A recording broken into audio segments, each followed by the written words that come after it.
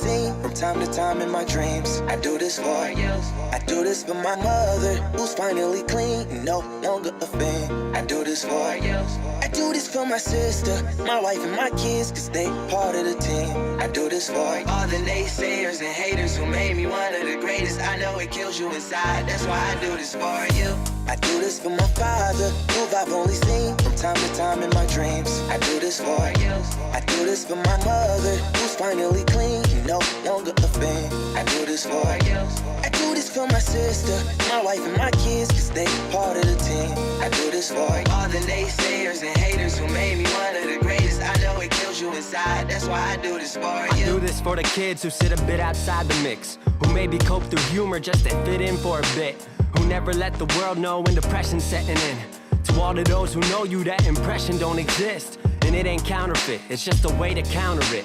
I'm living things I dreamed about, I still encounter it. It ain't something that a cigarette or alcohol can fix, but all because of it, I flipped it quick, went on to write some hits. This a success, off another breath. This the first step in searching to be nothing less than be the best in what you do to prove their strength in being you. Learn so much in chasing dreams that I never would in school. Depends on where your passion lie, just no passion never lie. Life presents distractions, but your actions have to fortify. The things that you believe in have to scream it like a battle cry, and leave the ones who didn't looking stupid while they're asking why. Couldn't lie, I really do this for the ones I love.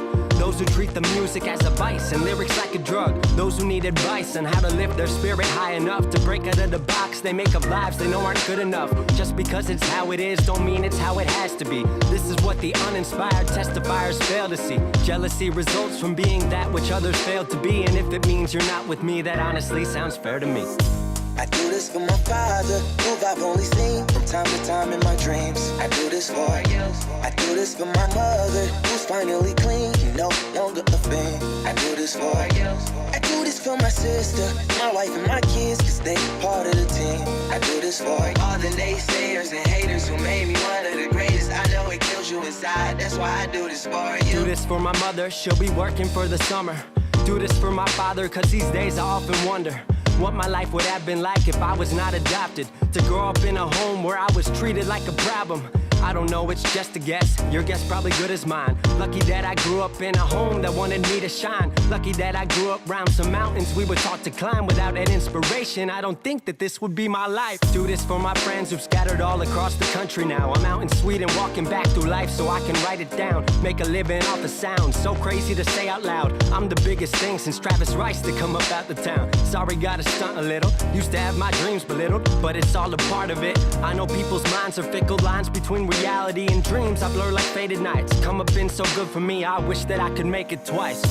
I do this for my father, who I've only seen from time to time in my dreams. I do this for you. I do this for my mother, who's finally clean, no longer a fan. I do this for you. I do this for my sister, my wife and my kids, cause they part of the team. I do this for all the naysayers and haters who made me one of the greatest. I know it kills you inside, that's why I do this for you.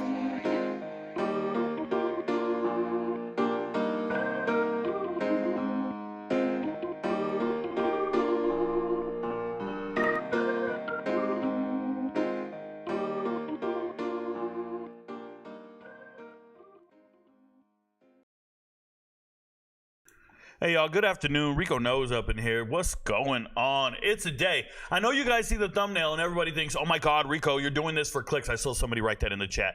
Tripping, bro. I don't do anything for clicks. I make all my content for my memberships, for my members. If they write a comment, they send me a message, they send a DM, whatever it is, that's what I hit. I hit reply and I reply to them. And that's kind of how I do things. Now, that being said, I am a content creator. I understand what I'm doing. I'm extremely calculated. As intellectual as I am about what I'm doing, there's always a method to my madness. Okay? I know exactly what I'm doing. I know what I'm doing when I say something. I know what I'm doing when I write a certain title, headline. Remember, I come from the day and age when we used to write for newspapers as a journalist. We used to have to come up with headlines, at least our copy editors did, that would make you want to flip the paper.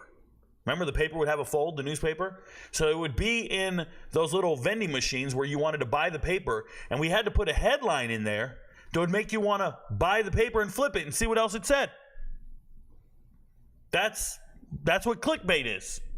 That's what clickbait is. Now, do I do that? No, not necessarily. But I want you guys to understand something. What I have in that thumbnail is a picture of Coach Prime's foot. And I have that picture of Coach Prime's foot because I want to try to pull this up. I actually don't have it ready to go, and I wish I did. Because I want you to look at that and say to yourself, oh God, Jesus Christ, oh God. The audacity. It's hideous looking.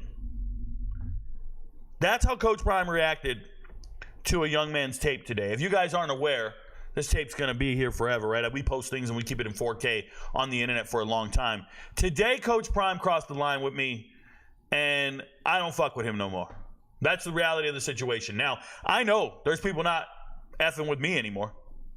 If you go to my monologue, you go here, we'll go to my homepage on my channel. It says 20,000 subscribers. I lost 10 this morning. Bro, I don't need any fake friends. If you don't get down with me, get off my page. If you don't like what I have to say, keep it moving. If you only want people in your corner that talk about your people positively, then please do that. But I come with a clean slate every day, and you're only as good as your last mistake. I don't need the numbers, to be honest. It's not about subscribers for me. It's not about followers.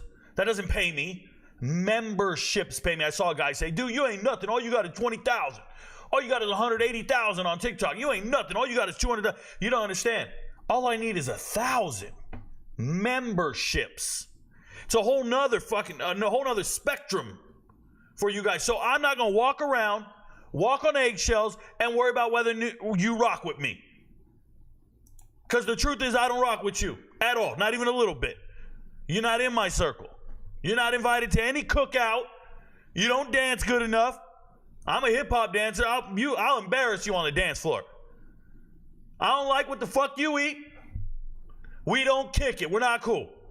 Everybody who always does that shit, ooh, yeah, they got some zest. They're cool. Oh, look at him. Oh, my God, he got some rhythm to him, all this shit. All that stereotypical bullshit. But the minute you want to call them out on some real shit, now everybody wants to go and pull the race card. Oh, why can't a black man defend his son? Are you out of your mind? You think this is the first coach and son combo in the world? Do you not remember Doc Rivers coaching his son, Austin Rivers? Anybody remember them two going to Twitter when everybody's ripping Doc Rivers and how terrible he is? One thing you can't do as a head coach, there's 134 FBS level coaches. One thing you can't do is rip another kid on the internet, especially somebody that used to go to your school. I don't care if that player drags you in the media. You got to be above it. You got to be bigger than that, or you're not built for the job. You're literally not built for the job. I'm talking about mentally built for the job. Forget about the fact that Coach Prime was never an offensive coordinator, never a defensive coordinator, never a positions coach. Forget about the fact that he doesn't check the boxes required to be a head coach. Everybody made an exception for him because he's charismatic, because he used to be a Hall of Fame football player. Well, today he's a Hall of Fame jackass. Today he gets that jacket that so many people talk about. Well, he gets a new one. Head coaches going on the internet ripping kids? Absolutely ridiculous. And we ain't talking about him saying my son is top 5. That's not what I'm talking about. Look, we're gonna go there. What Coach Prime said was completely out of pocket.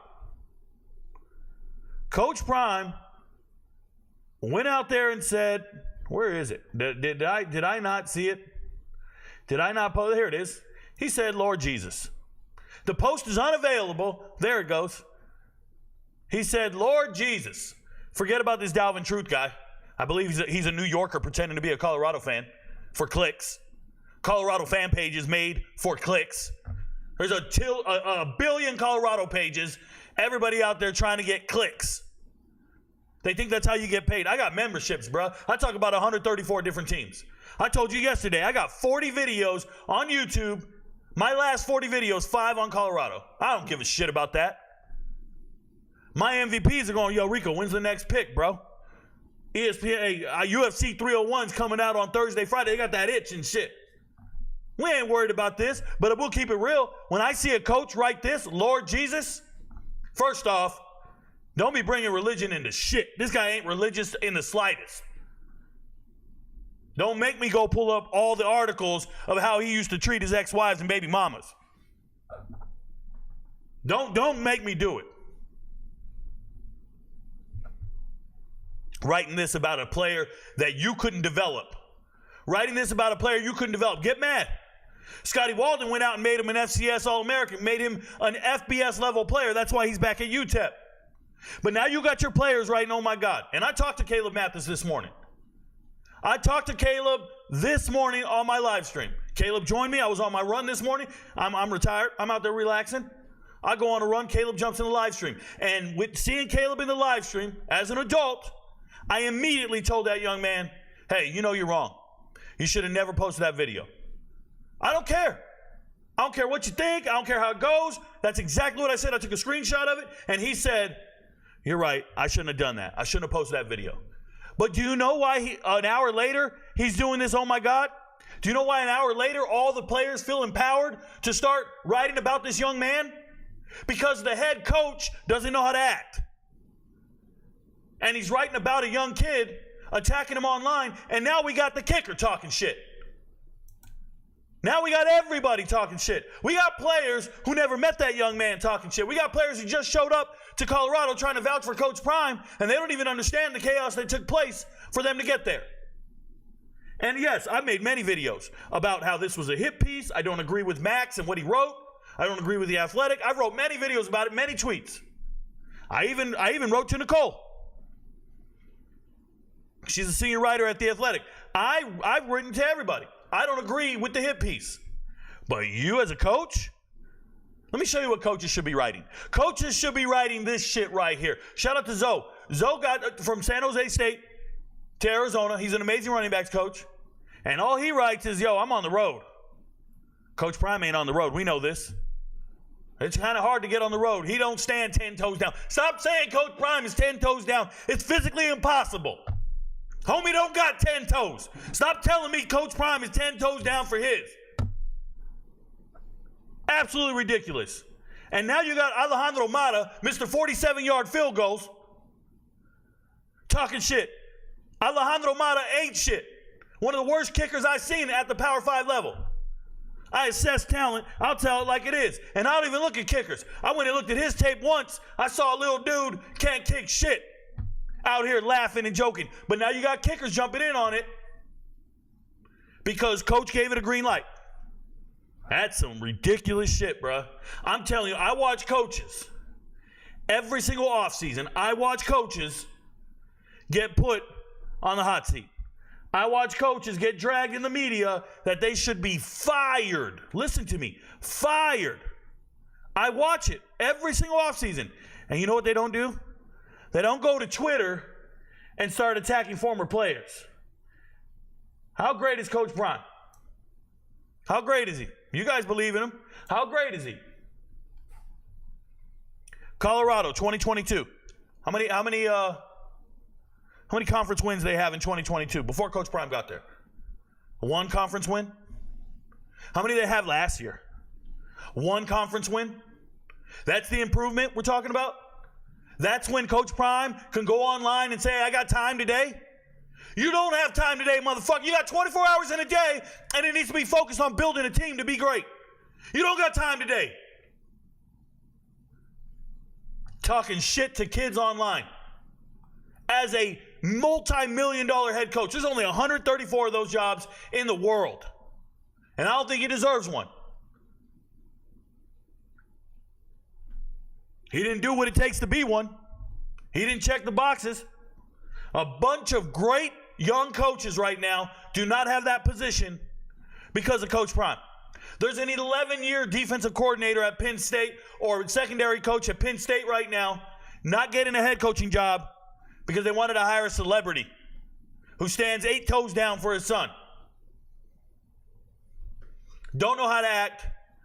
And if you ever wanted to talk about impacting somebody's draft capital, somebody's draft grade, somebody's draft value, if Spencer Rattler fell because of a documentary back when he was 16, 17 years old. I think Shedeur Sanders is undraftable. And I'm telling you that because I don't care how well you throw the ball. I care about how well you learn concepts and schemes. I care about whether or not you can throw choice routes. And he already said he can't do those things. He already limited himself to a very specific offense. A 1 read, a 2 read, a 3 read, put it on me. You ain't Peyton Manning, bruh. You're an accurate throwing quarterback, and I believe that. Wouldn't draft you. Limitations to your greatness, bruh. Letting you know right now. All right, welcome to the show. We're going to be talking transfer portal, but before I get in it, we'll jump to the chat for a little bit, and then I'll go back to that. So let's go to the chat. Hey, if you're watching us on TikTok right now, first thing I want to say before I do go to the chat, let me go back. First thing I want to say is thank you guys for being here. Shout out to everybody here. If you're watching us on TikTok, there's 100 of you over there. You guys can move over to YouTube, and you guys can throw in your questions in the comments. I will respond. You'll be able to see the graphics on the screen and do all the other good things. I want to remind everybody, UFC 301 is this weekend. We make the picks. I make the picks. I will tell you who's winning these fights. You can go bet on them and make a ton of money. That's what the MVPs do. Get to Patreon, become a member. If you guys didn't know, this is Patreon. We're currently sitting at about 3,500 members. I go out and give picks for all the fights. I will create videos telling you about the matchups. We hit every single parlay last weekend. Every single one. And the MVPs were eaten. Now, we did miss the main event. Shout out to me. I picked the wrong guy. It is what it is. Sometimes we miss. I think I'm picking at 68% on UFC fights. Figure that shit out. I'm picking at 78% on my locks. Show up when you can. Patreon, Rico Knows, UFC 301. If you want to watch the fights, remember, it's a regional card in Brazil. If you want to watch the fights, you got to become an MVP on Patreon and then come to the Discord server. It will validate your account at Patreon, and you'll get access to our Discord server rooms. And once you get into the Discord server rooms, you can watch the fights with me. I'll give you live bets. I'll give you commentary. I'll break down the fights. I'll talk to you and help you, and then you'll make a ton of money. Shout out to all the MVPs. You know who you are. Thank you guys for being here. Let's get this show on the road. Enough of that. Let's start talking football. I ain't got time for the bullshit. So let's go to comments. Keep it clean. Good luck with that. Interacting. Relax, bruh. Scroll all the way up. We start at the top. Don't repeat your shit. That's all I can tell you.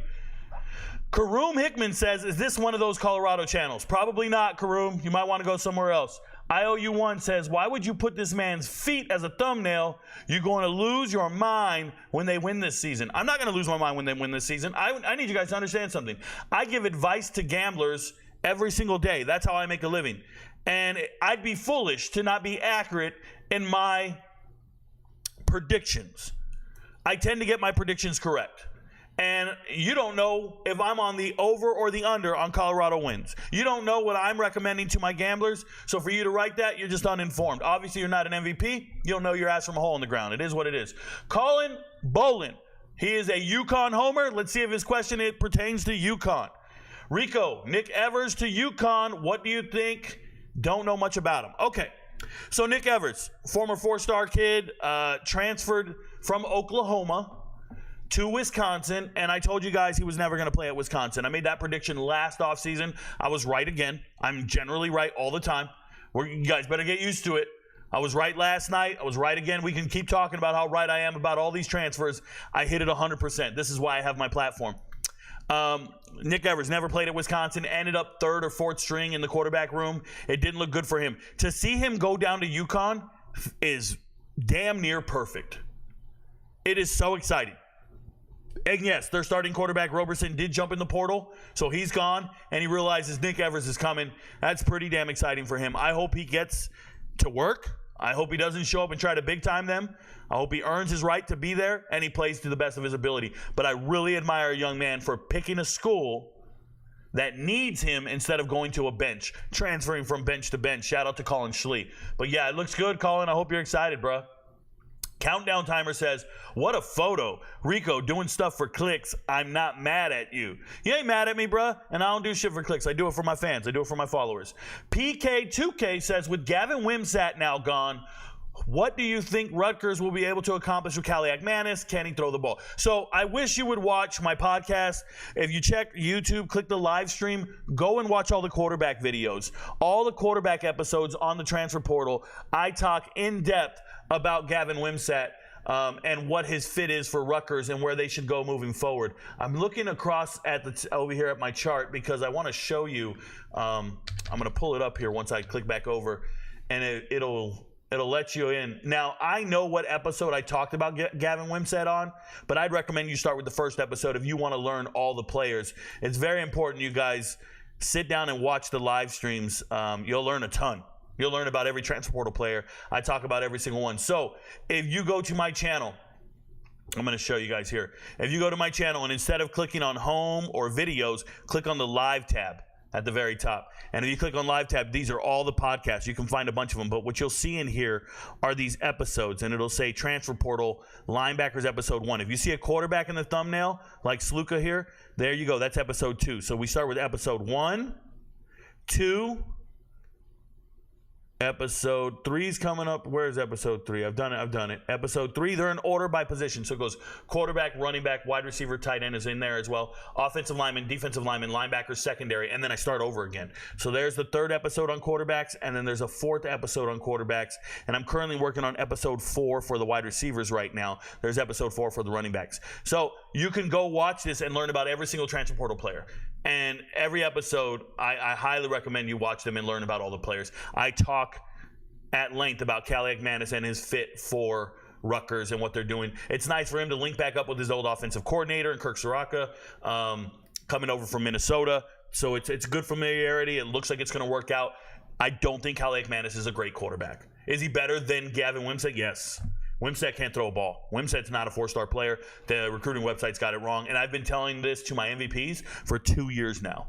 For 2 years, we have bet the under on Wimsatt's yards. We have bet everything against Wimsatt. We just know he can't play football. That's the reality. So thank you for the question. I appreciate you for being here. Shout out to Rutgers.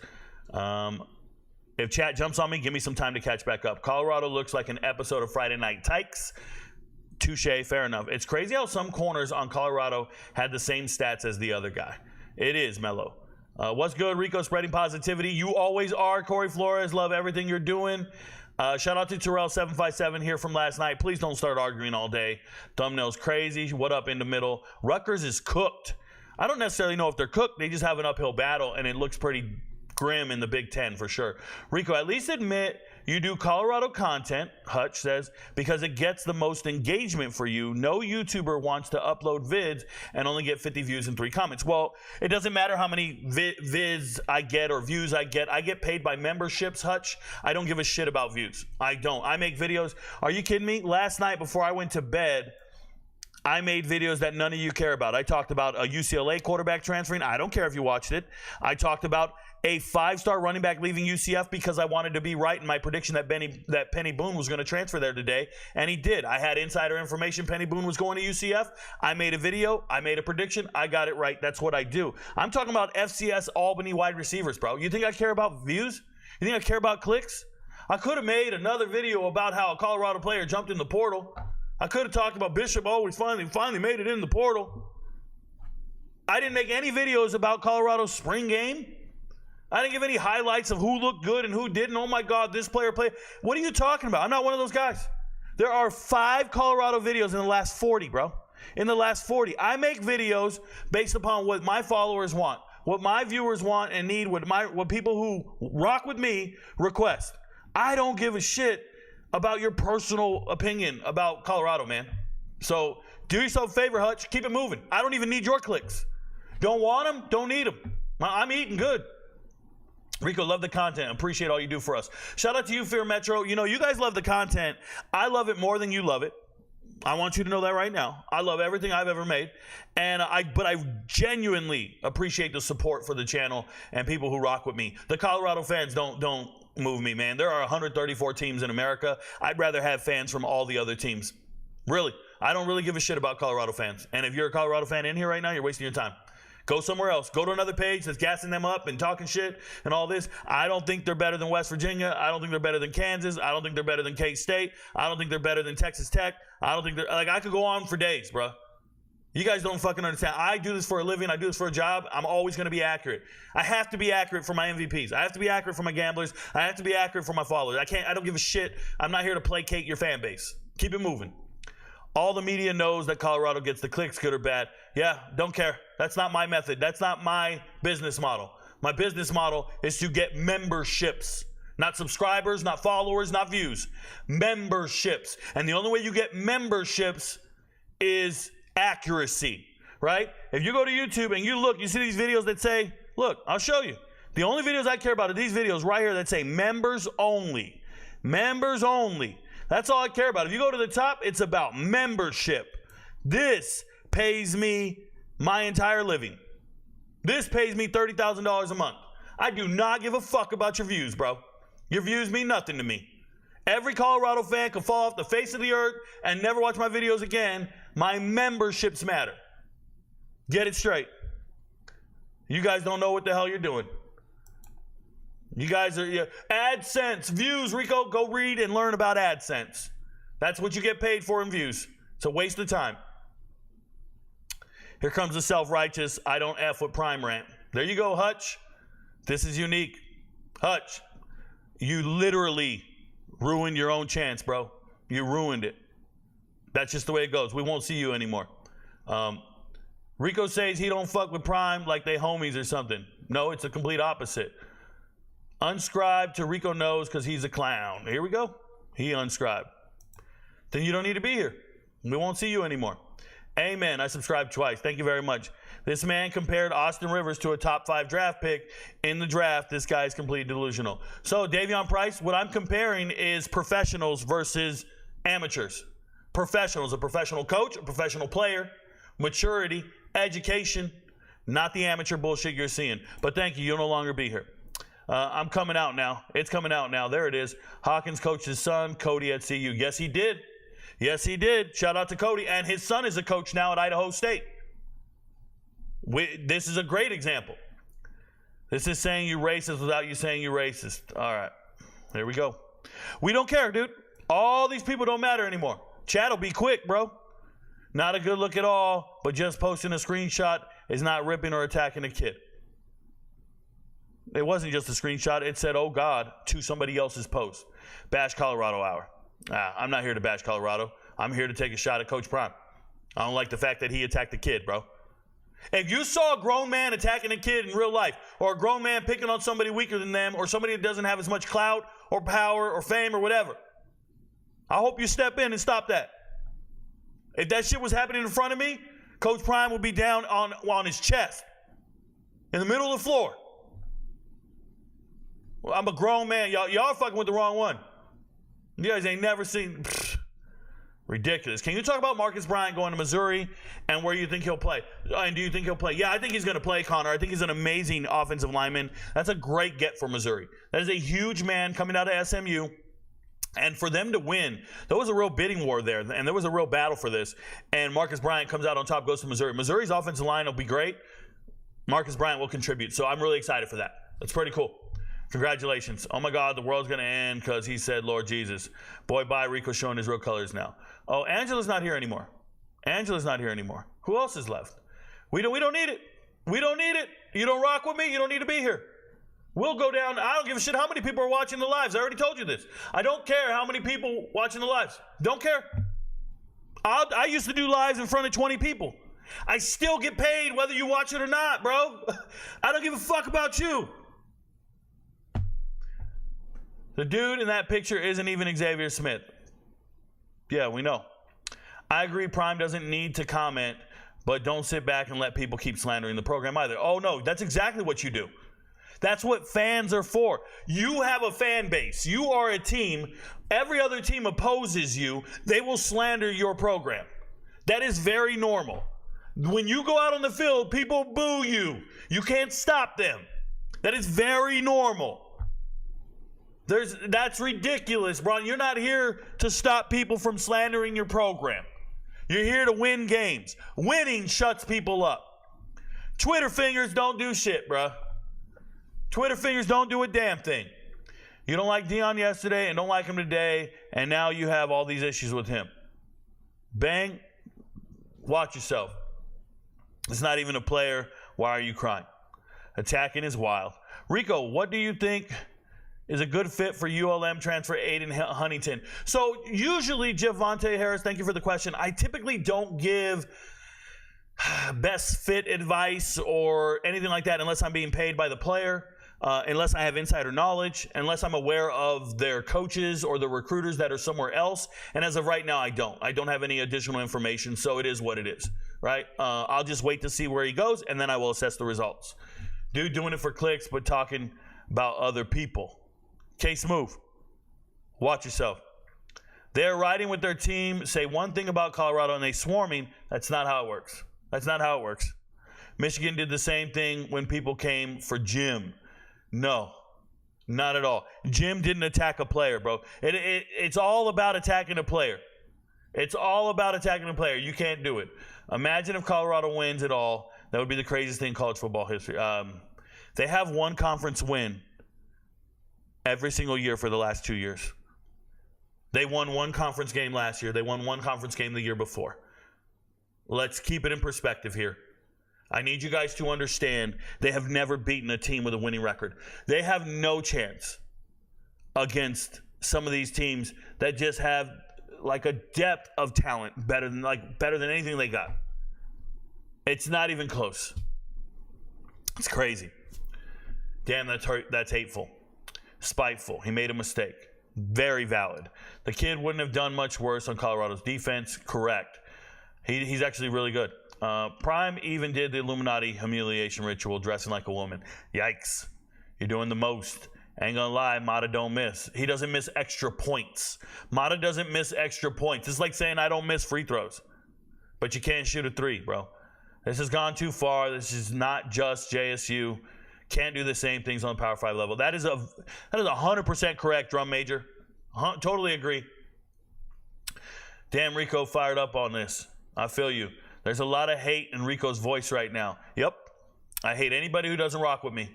Sound like Coach Prime? This is way too much, Rico. Then leave. Leave.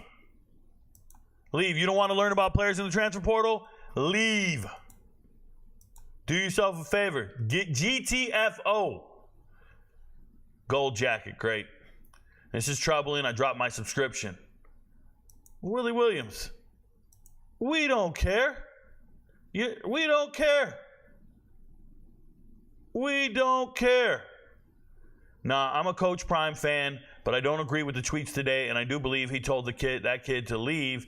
It was on video when he first went, and he told him, oh, yeah, it's too much. He's standing 8 toes down, I promise you. 1-8 in conference. Rico cooking. Prime could probably shut this channel down. Bron, this channel was suspended for 3 months, bro. And it's not that hard. All you have to do is never see you again. You've been hidden from the channel. You don't matter anymore.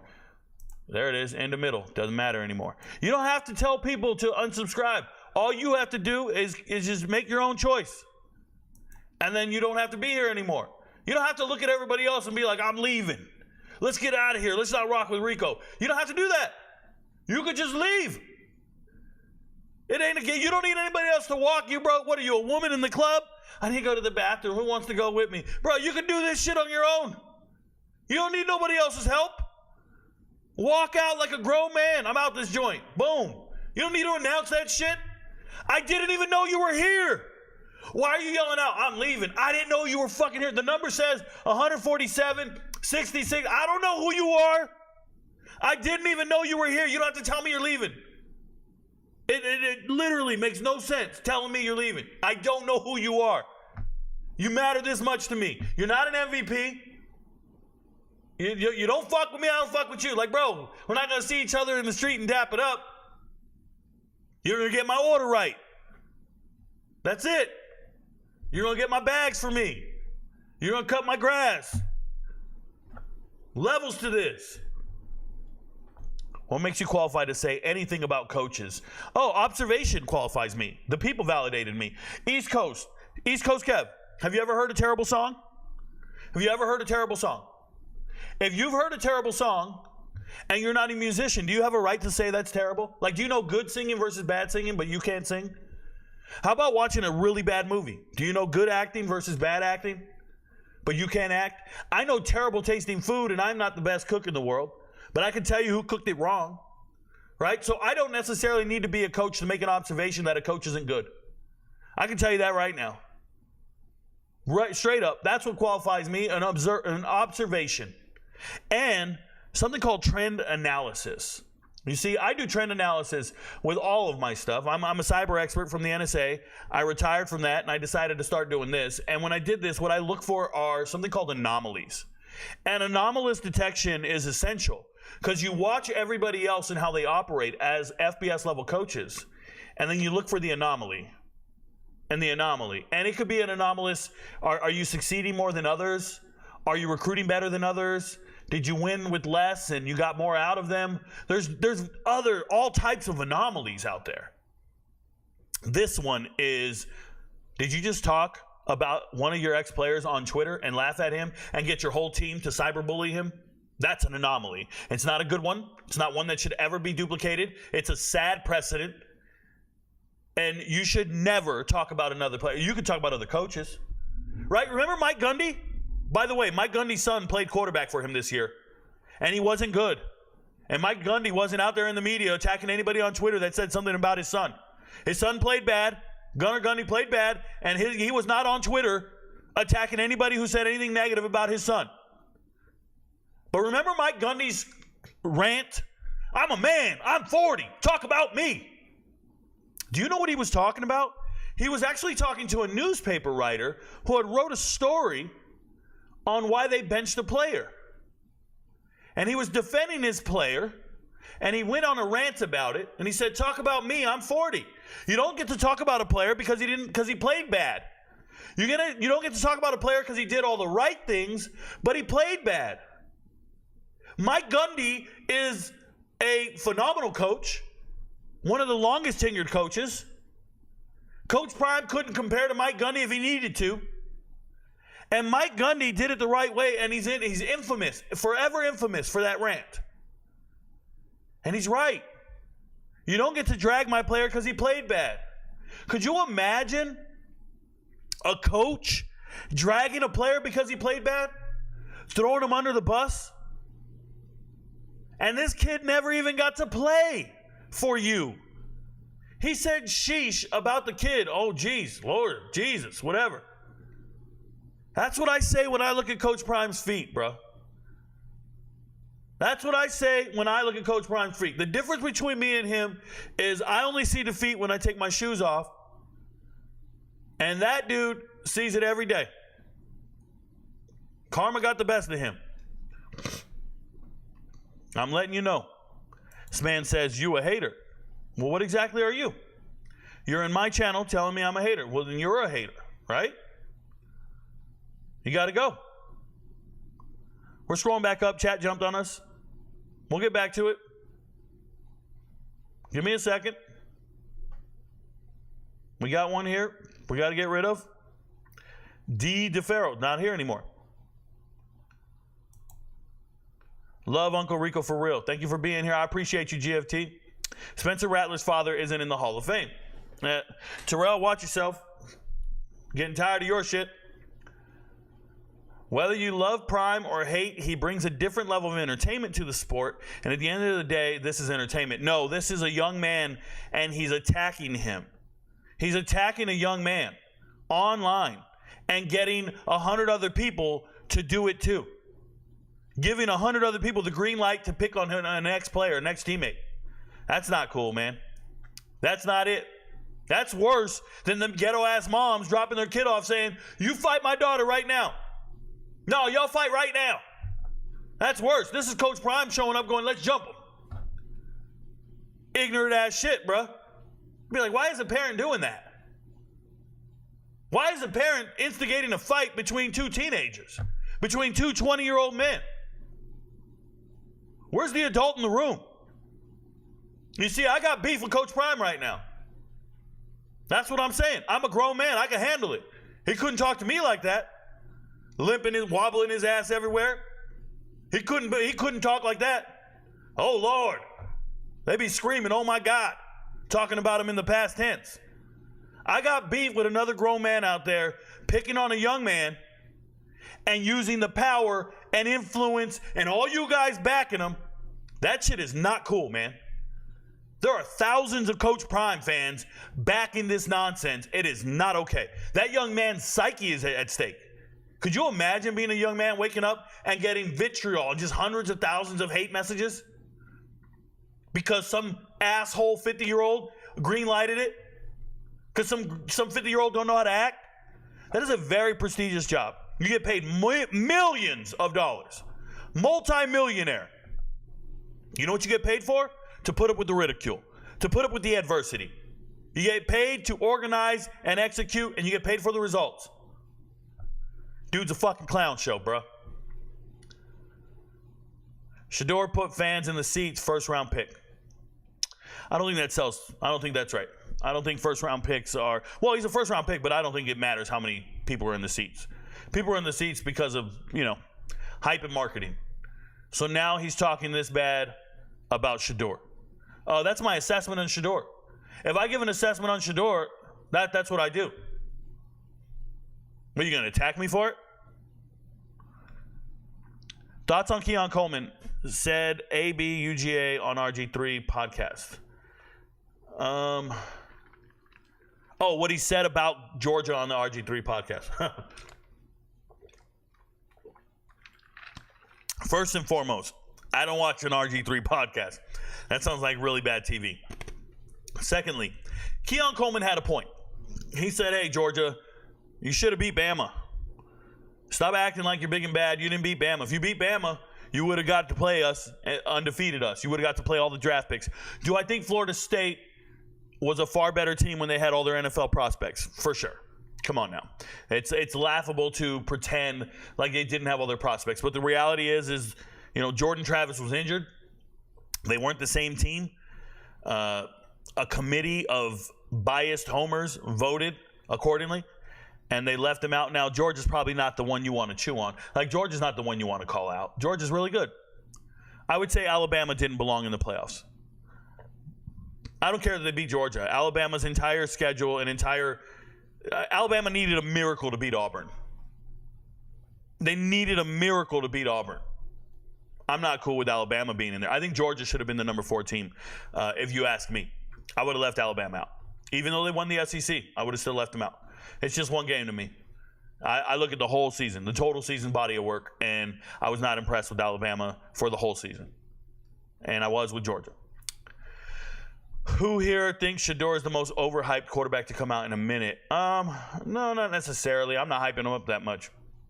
Milroe, Ewers, and Beck are all better than Sanders, IMO, and Aller has more natural talent. I don't agree. I think Aller's a really bad quarterback. I think the one person nobody's mentioning here is Cam Ward. Cam Ward, Carson Beck, Quinn Ewers, those three really move me when it comes to analyzing tape, processes, and results. Quinn Ewers, Carson Beck, and Cam Ward are probably my top 3 quarterbacks going into next offseason, especially the draft. As of right now, I got to see them play as well, right? So I always assess results, production. I don't like to anoint people before the season, but Cam Ward has an entire slate of playing at a really high level his entire career. I have seen no limitations in learning offensive schemes and processing them on the field. And unfortunately for Shador, he has that limitation. He's already said it. He can't throw choice routes. He can't run in an offense where there's audibles like that. He needs to be in control of the processing and the way they do things. It needs to be a little more structured, and it's a little more regimented and singular in nature. Instead of multiple options, it's just one, and that's problematic when a defense takes away your primary option. But I hope he works out and he does his thing. I just don't think he's comparable to some of those guys. Milroe, I think Shador might be better than Milroe, but Milroe does have that dual threat capability for sure. And is 301 still in Brazil, even with what's happening there? Yes, it is. It's still in Brazil, and most of the fighters are going to be Brazilian. Rico, we need you to make picks in boxing. I don't watch boxing at all. Al Henderson, you don't want me to make picks in boxing. Who's a boxer I know? Boxer I know. Oscar De La Hoya, Fernando Vargas, like that. I've never seen a Mayweather fight. I've never seen a Canelo fight. I've never seen whoever these guys are fighting nowadays. I don't know any of these people. Boxing is very boring to me. I focus on UFC, college football, and I would not watch a day of boxing. If there's a boxing match on a Friday, I'd rather watch a crime documentary with my girl. Yep, that's it. Shedeur is not draftable now. Rico clearly doesn't know. Yeah, for me, he's not draftable. For me, he struggles with offensive schemes, and I don't want to draft him. If I draft him, then I have to find the right offensive coordinator that fits him. He's not capable of fitting an offensive coordinator scheme. Please understand what I'm saying. What I'm saying is he's not the type of guy that can show up and learn a system that's in place and learn from an offensive coordinator that is successful. He is the type of player that needs to find pieces that fit him because he's not very flexible mentally. Like, he's just not there. This became very clear with the Sean Lewis offense. It was too much for him to process, and he didn't trust his receivers processing it, and all you do is go out there and take a sack. So I need people to understand, playing quarterback is way more than just throwing a spiral. Everybody can lace it. Everybody can throw a spiral, and Shedeur Sanders has elite accuracy. But when it comes to processing, I have major concerns over what I see on film. I have the same concerns about Caleb Williams. I said the same thing about Caleb. And this is why I'm a lot bigger on Cam Ward. I've watched Cam Ward be in different offensive schemes. He's had 3 different offensive coordinators, and he's picked them all up. And now he's at Miami, and I think he's going to hit on all strides. So it's just when you watch a certain player grasp concepts and another player reject them and say, I need them simplified or I need a different type of concept, it's just limitations at the quarterback. And that's the nuances of the quarterback position that I don't think a lot of people assess. Everybody's always worried about arm strength and completing passes, but there's a whole nother thing about pre-snap reads and handling and managing the play clock, calling the plays, just changing up the scheme from week to week because you don't want defenses to know what you're doing. And it sounds like Shedeur struggles with that, and that's why they went with a more simplified offense with Shermer and a little more, and they're letting the players dictate the scheme or the terminology. Well, that's not preparing you for the NFL. Where's that happen in the NFL? How's that work? You know what I'm saying? So it's not encouraging. And it's unfortunate because if you get a new coordinator every single year and it's not because of improvements or productivity, it's problematic, right? You get what I'm saying? Like his offensive coordinator at Jackson State was moved to wide receivers coach, and now he's the tight ends coach. He's not getting moved because he's doing a great job. He's getting moved because he's not what they want, and they just have a hard time telling people the truth in that building. That's the reality. So it is what it is. Beck maybe, but Ewers is inconsistent, and Milroe is just a better athlete. Canelo and some guy named Mung G, I don't know. It's funny how Rico claims to be so much about the players, but you are someone that calls players trash and not Power 5 caliber all the time. You are contradicting yourself, buddy. Well, first and foremost, Jordan Smith, I just met you. We are not buddies. You are misunderstanding what my job is compared to what a coach's job is, okay? A coach's job is to recruit, manage resources, which are players, and win games. My job is to assess talent and tell the truth. And I tell the truth. I will identify a player and say, you are not Power 5 caliber. That is not saying anything negative about the player. I'm saying where he needs to find a landing spot. Remember, a lot of what I'm evaluating is transfer portal players. So they're already in transition to a new landing spot. I am not evaluating players after games saying that's not a Power 5 player. I do not go and look at results of a game and start talking about how that player doesn't belong at this level. When I make my assessments of where players belong and go, it is advice for players in the transfer portal, which, by the way, is what I do, and you guys don't see that. Behind the scenes, I advise players on where they should go in the transfer portal. It is what I do for a living. They talk to me, we work it out, I talk to coaches directly, and we get players lined up and matched up for certain universities and certain schools. Consulting, if you will. It's what I do. Whether you guys know that or not is not your business. There's not a video that's going to be made about it, but it's what I do. So players in the transfer portal reach out to me, ask me for help. I help them. We get them lined up where they go. And my assessment of their talent is my gift. And it's right. A hell of a lot more than it's wrong. So there you go. Coaches definitely got to reference that prime tweet when recruiting. No, you don't necessarily. See, Josh Kuhn, you don't need to do that. Parents can reference the prime tweet, but I don't think coaches should be negative recruiting. You don't need to negative recruit. You don't need to say, hey, you don't want to go to Colorado. We got this going on over here. I'm never okay with negative recruiting. 2 wrongs don't make a right. So it's all fucked up at Colorado, got it. But you don't need to be out there negative recruiting like that. Just tell the young man how great your university is. Tell the young man how great, what you can do for him. What's your NFL pedigree? What's your offensive and defensive scheme? How successful are you? Who have you developed? There's a number of things you can do to sell your program. You never want to go in there and negative recruit and point out some tweet that the coach sent. Let me tell you guys something.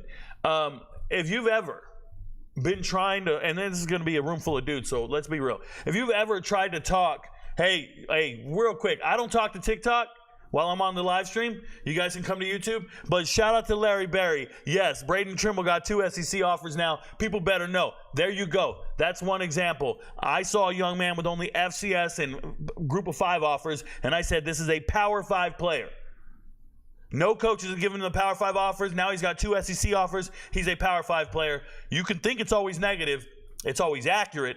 And whether it's positive or negative is on you. I don't know what your For You page looks like. I don't know what your algorithm looks like. I don't know what they're pushing to you. That's your business. That ain't mine. Fix yourself. If you ever looked at your Twitter or looked at your YouTube or your TikTok, and you ever go, man, I'm in the wrong fucking, man, I fucked up my For You page. All I keep seeing is dudes with 3 dicks. Like, you're in the wrong spot, bro. You got to the end of the internet, you're wrong. So if all you see is the negative videos, fix yourself. You'll see the positive ones, because that's a young man letting me know I got it right. Shout out to you, Larry Berry. I appreciate you. Now, back to what I was saying. If you're ever at work, let's say you guys were at work, and there's a girl you're really attracted to. You really like her, but she's got a boyfriend. And you want to try to convince her to date you. You know what's some sucker shit? Some sucker shit is showing up and hating on old dude. Hating on her boyfriend, telling her how bad her boyfriend is mistreating her. That's some simp shit. Showing up, oh my God, he doesn't even pay attention to you. I would pay attention to you. He doesn't pay attention to you. Oh my God, he didn't go with you there. I would have went with you there. He didn't even go to the movies with you. I would love to be sitting with you. That's the weakest game I ever seen in my life is a dude hating on another girl's man.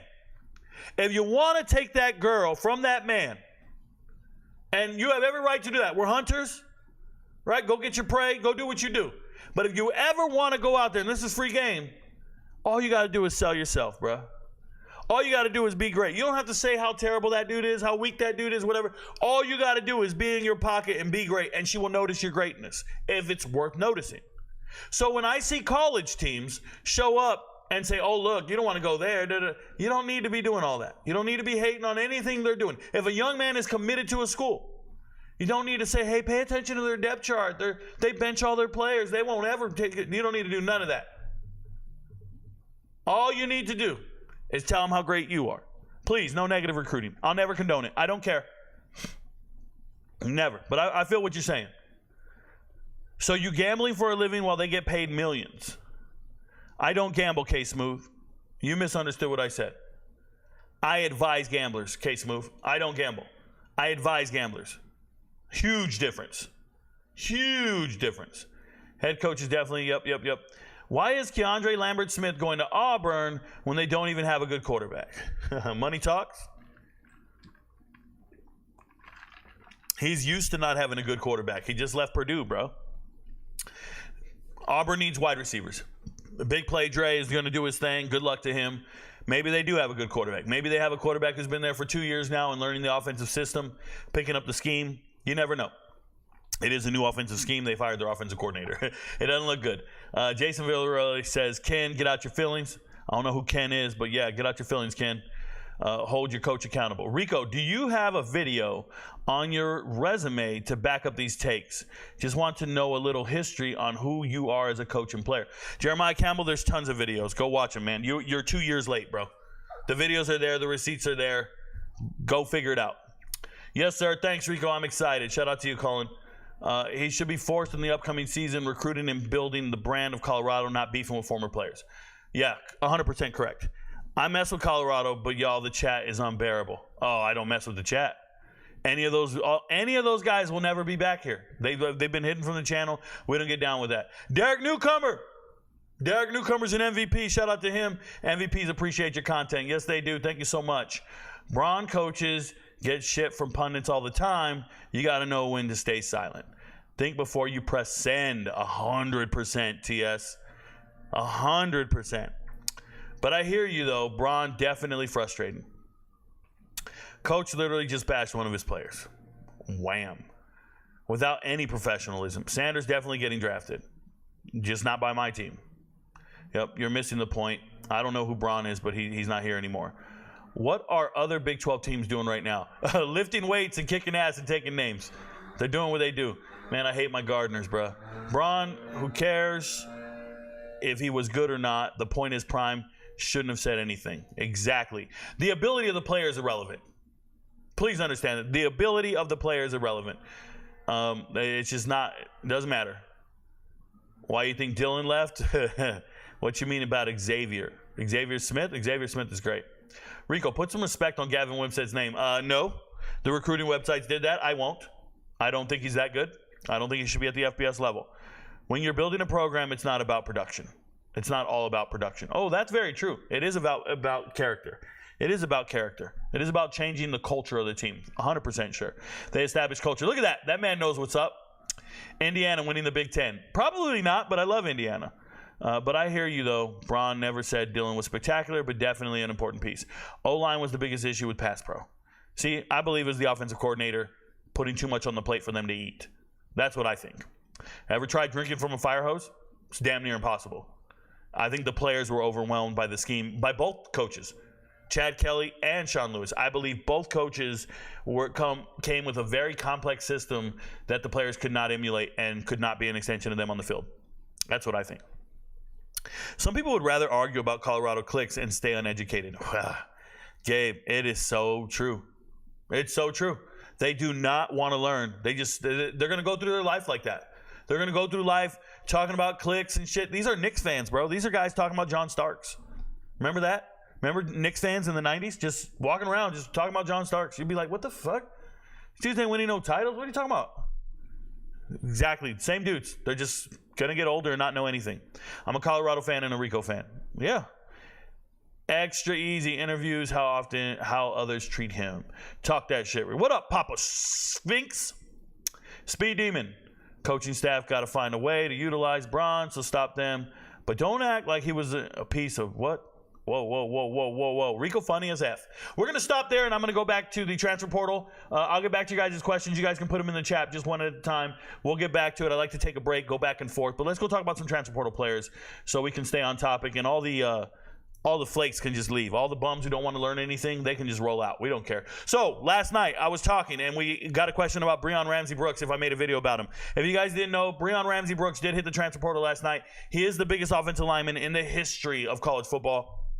The man is 6'5", 455 pounds. His high school tape looked atrocious. I made a video about it last August 18th-ish, and it has over 700,000 views. Go watch it on TikTok. He looks just like a big behemoth of a dude crushing little guys. Yeah, he's 455 pounds. He can barely move. Severely overweight. He needs to lose about a person, right? He needs to lose about 150 pounds to be effective, if you ask me. And I don't think he has the discipline to do that. They told me he had a dirty room in the dorm. They told me he didn't go to class. They told me he would leave his pre-calculus class early. They told me he had illegal substances in his room. A bunch of things going wrong with this young man. I hope he lands on his feet somewhere. And when I say that, I just mean I hope he's not in a wheelchair. I hope he can walk and he's not bedridden. This man is morbidly obese. This is not a good look. I don't like it. I wouldn't be okay with it. Another late transfer in the middle of the night was Colin Schlee, leaving UCLA, going to Virginia Tech. What the hell are we doing, bro? This young man is allergic to the football field, does not want to play. He was the starting quarterback at Kent State 2 years ago. Obviously, Sean Lewis leaves. He then hits the transfer portal with his coach departing. All the Kent State players, I want to say something. All the Kent State players from 2 years ago that hit the portal have been extremely underwhelming. Extremely underwhelming. Whether it be this here, it was, who was their running back was Marquez Cooper. Went to Ball State, laid an egg. Now he's back in the transfer portal. He's going to San Diego State to go play with Sean Lewis again. That makes sense. Wide receivers, I think Cephas went to Penn State. Now he's at K-State. Didn't amount to much. Devontae Walker was great. He's in the draft, and he just got picked up. So Tez Walker leaving North Carolina, but he didn't get to play much. Polk went to West Virginia. He's really a kickoff return guy, but he's the third receiver. Polk ended up at San Diego State as well. And a lot of the other guys, offensive linemen like Washington, Savion, just underwhelming. when they got to new schools, and it wasn't good. I hope they figure it out, but what I'll say about this young man is he just doesn't want to play. Transferring from UCLA, he had no chance to see the field at UCLA. There was no realistic opportunity. We're talking about a very marginal MAC starting quarterback transferring to UCLA when they had a 5-star coming in and Dante Moore. Like, what are you doing? And now you leave and you go and you go to Virginia Tech, Kyron Drones. Now they tell me he's from that part of the country in high school, and he probably just wants to be closer to home. That's fine, man. I just see a kid transferring twice now to be a backup and not wanting to see the field. That's just, you have a desire to, maybe you want to be a coach or something, but that kid doesn't want to play. That's not a real thing. Next one, this is big, and nobody's talking about this. I'm letting you know now. Isaiah Hamilton hitting the portal. He's a former starting corner for Houston. You guys, no one's talking about this. This is one of the best corners in the portal. You think you signed a good corner? You think you signed a good DB? This is one of the best players in the portal. And he got in there at the very last second, right before it closed this spring. This is nuts. I'm sure somebody's going to pay a pretty penny. Pay attention to wherever Isaiah Hamilton ends up. He's a very good player. So that one's one of those moves no one's going to get excited about. It's not all over the internet. It's not the Damian Martinez. It's none of that's a great player. Shout out to James Chaney. He said, take it easy on these youngsters, man. They're still learning for real. Yep. Coach Prime ain't no youngster. Xavier Smith going to UTEP. I love everything about it. Let's talk about this young man right here. Dalvin Campbell, leading receiver at Nevada last year, transferring to South Carolina. South Carolina got 2 receivers, one from Florida State, one from Nevada. South Carolina's entire receiving room is revamped, and I'm excited for it, so you guys should be excited too. Just mark my words. South Carolina wide receivers, Gage Larvadain, Brown, these guys are absolute studs. South Carolina wide receiver room is second to none. Shout out to my boy Alec Graharva, friend of the channel. I did a high school film review on him. He got on the waiting list. I was advocating for him to get offers, and he got himself a Memphis offer. So that's pretty damn sweet. This is a guy who was a preferred walk-on at Ole Miss, was on the Ole Miss bench for a little bit, tore his ACL, had to recover, get back in the transfer portal, and we talked for the entire offseason. And ever since he tore his ACL, we've been in constant contact, strategizing when to hit the portal, how to go about it, and what to do. This is a young man I've been advising for months now, and it's just nice to see him land on his feet and get an FBS offer. Before that, there were FCS offers, which were going to be fine. But I'm just really proud of him and grateful to the young men who trust in me and believe in the process, and they land on their feet and they do great things. Shout out to Zoe Carter, getting on the road, great running backs coach. You wish some others would get on the road. We already talked about Gavin Wimsatt from Rutgers. I don't think he's an FBS level quarterback. I'm sure an FBS team will offer him, but he can't play at this level. He can't complete a pass, guys. Go back and watch all his games, his spring games, everything. He can't complete a pass. There's just something wrong with his mechanics. It's not there. Yes, he's a dual threat quarterback. He was a 4-star coming out of high school. He cannot complete a pass. I've said it, and I'm going to stick to it. And anybody signing him is going to be severely disappointed when they actually put him in game situations because he's not there. There was this graphic on On3 where they talked about who's got the best quarterback unit. I don't know what they mean by that. Like, do they mean quarterback depth chart? And they put Texas number 1. Well, first and foremost, quarterback depth chart is irrelevant in college football. All that matters is your starter. If you lose your starter, your season's essentially over. There's a few times where it hasn't happened, but for the most part, once people's starter go down, their season's over. It's not like the NFL where you can have an established backup and you can have an established veteran as your backup. That's not a real thing. Your backup is typically going to be a highly touted underclassman who's never played. And I don't think that's a good quarterback room. So you're telling me Texas has a great quarterback room because of what you saw of some guy named Manning at practice. Like, that's crazy. The one quarterback room that's not even listed here is Miami. Miami, Cam Ward is the starter. The backup is Reese Poffenbarger. He's an actual fucking quarterback, bro. He just played out of his mind at the FCS level. So I don't know what's going on here.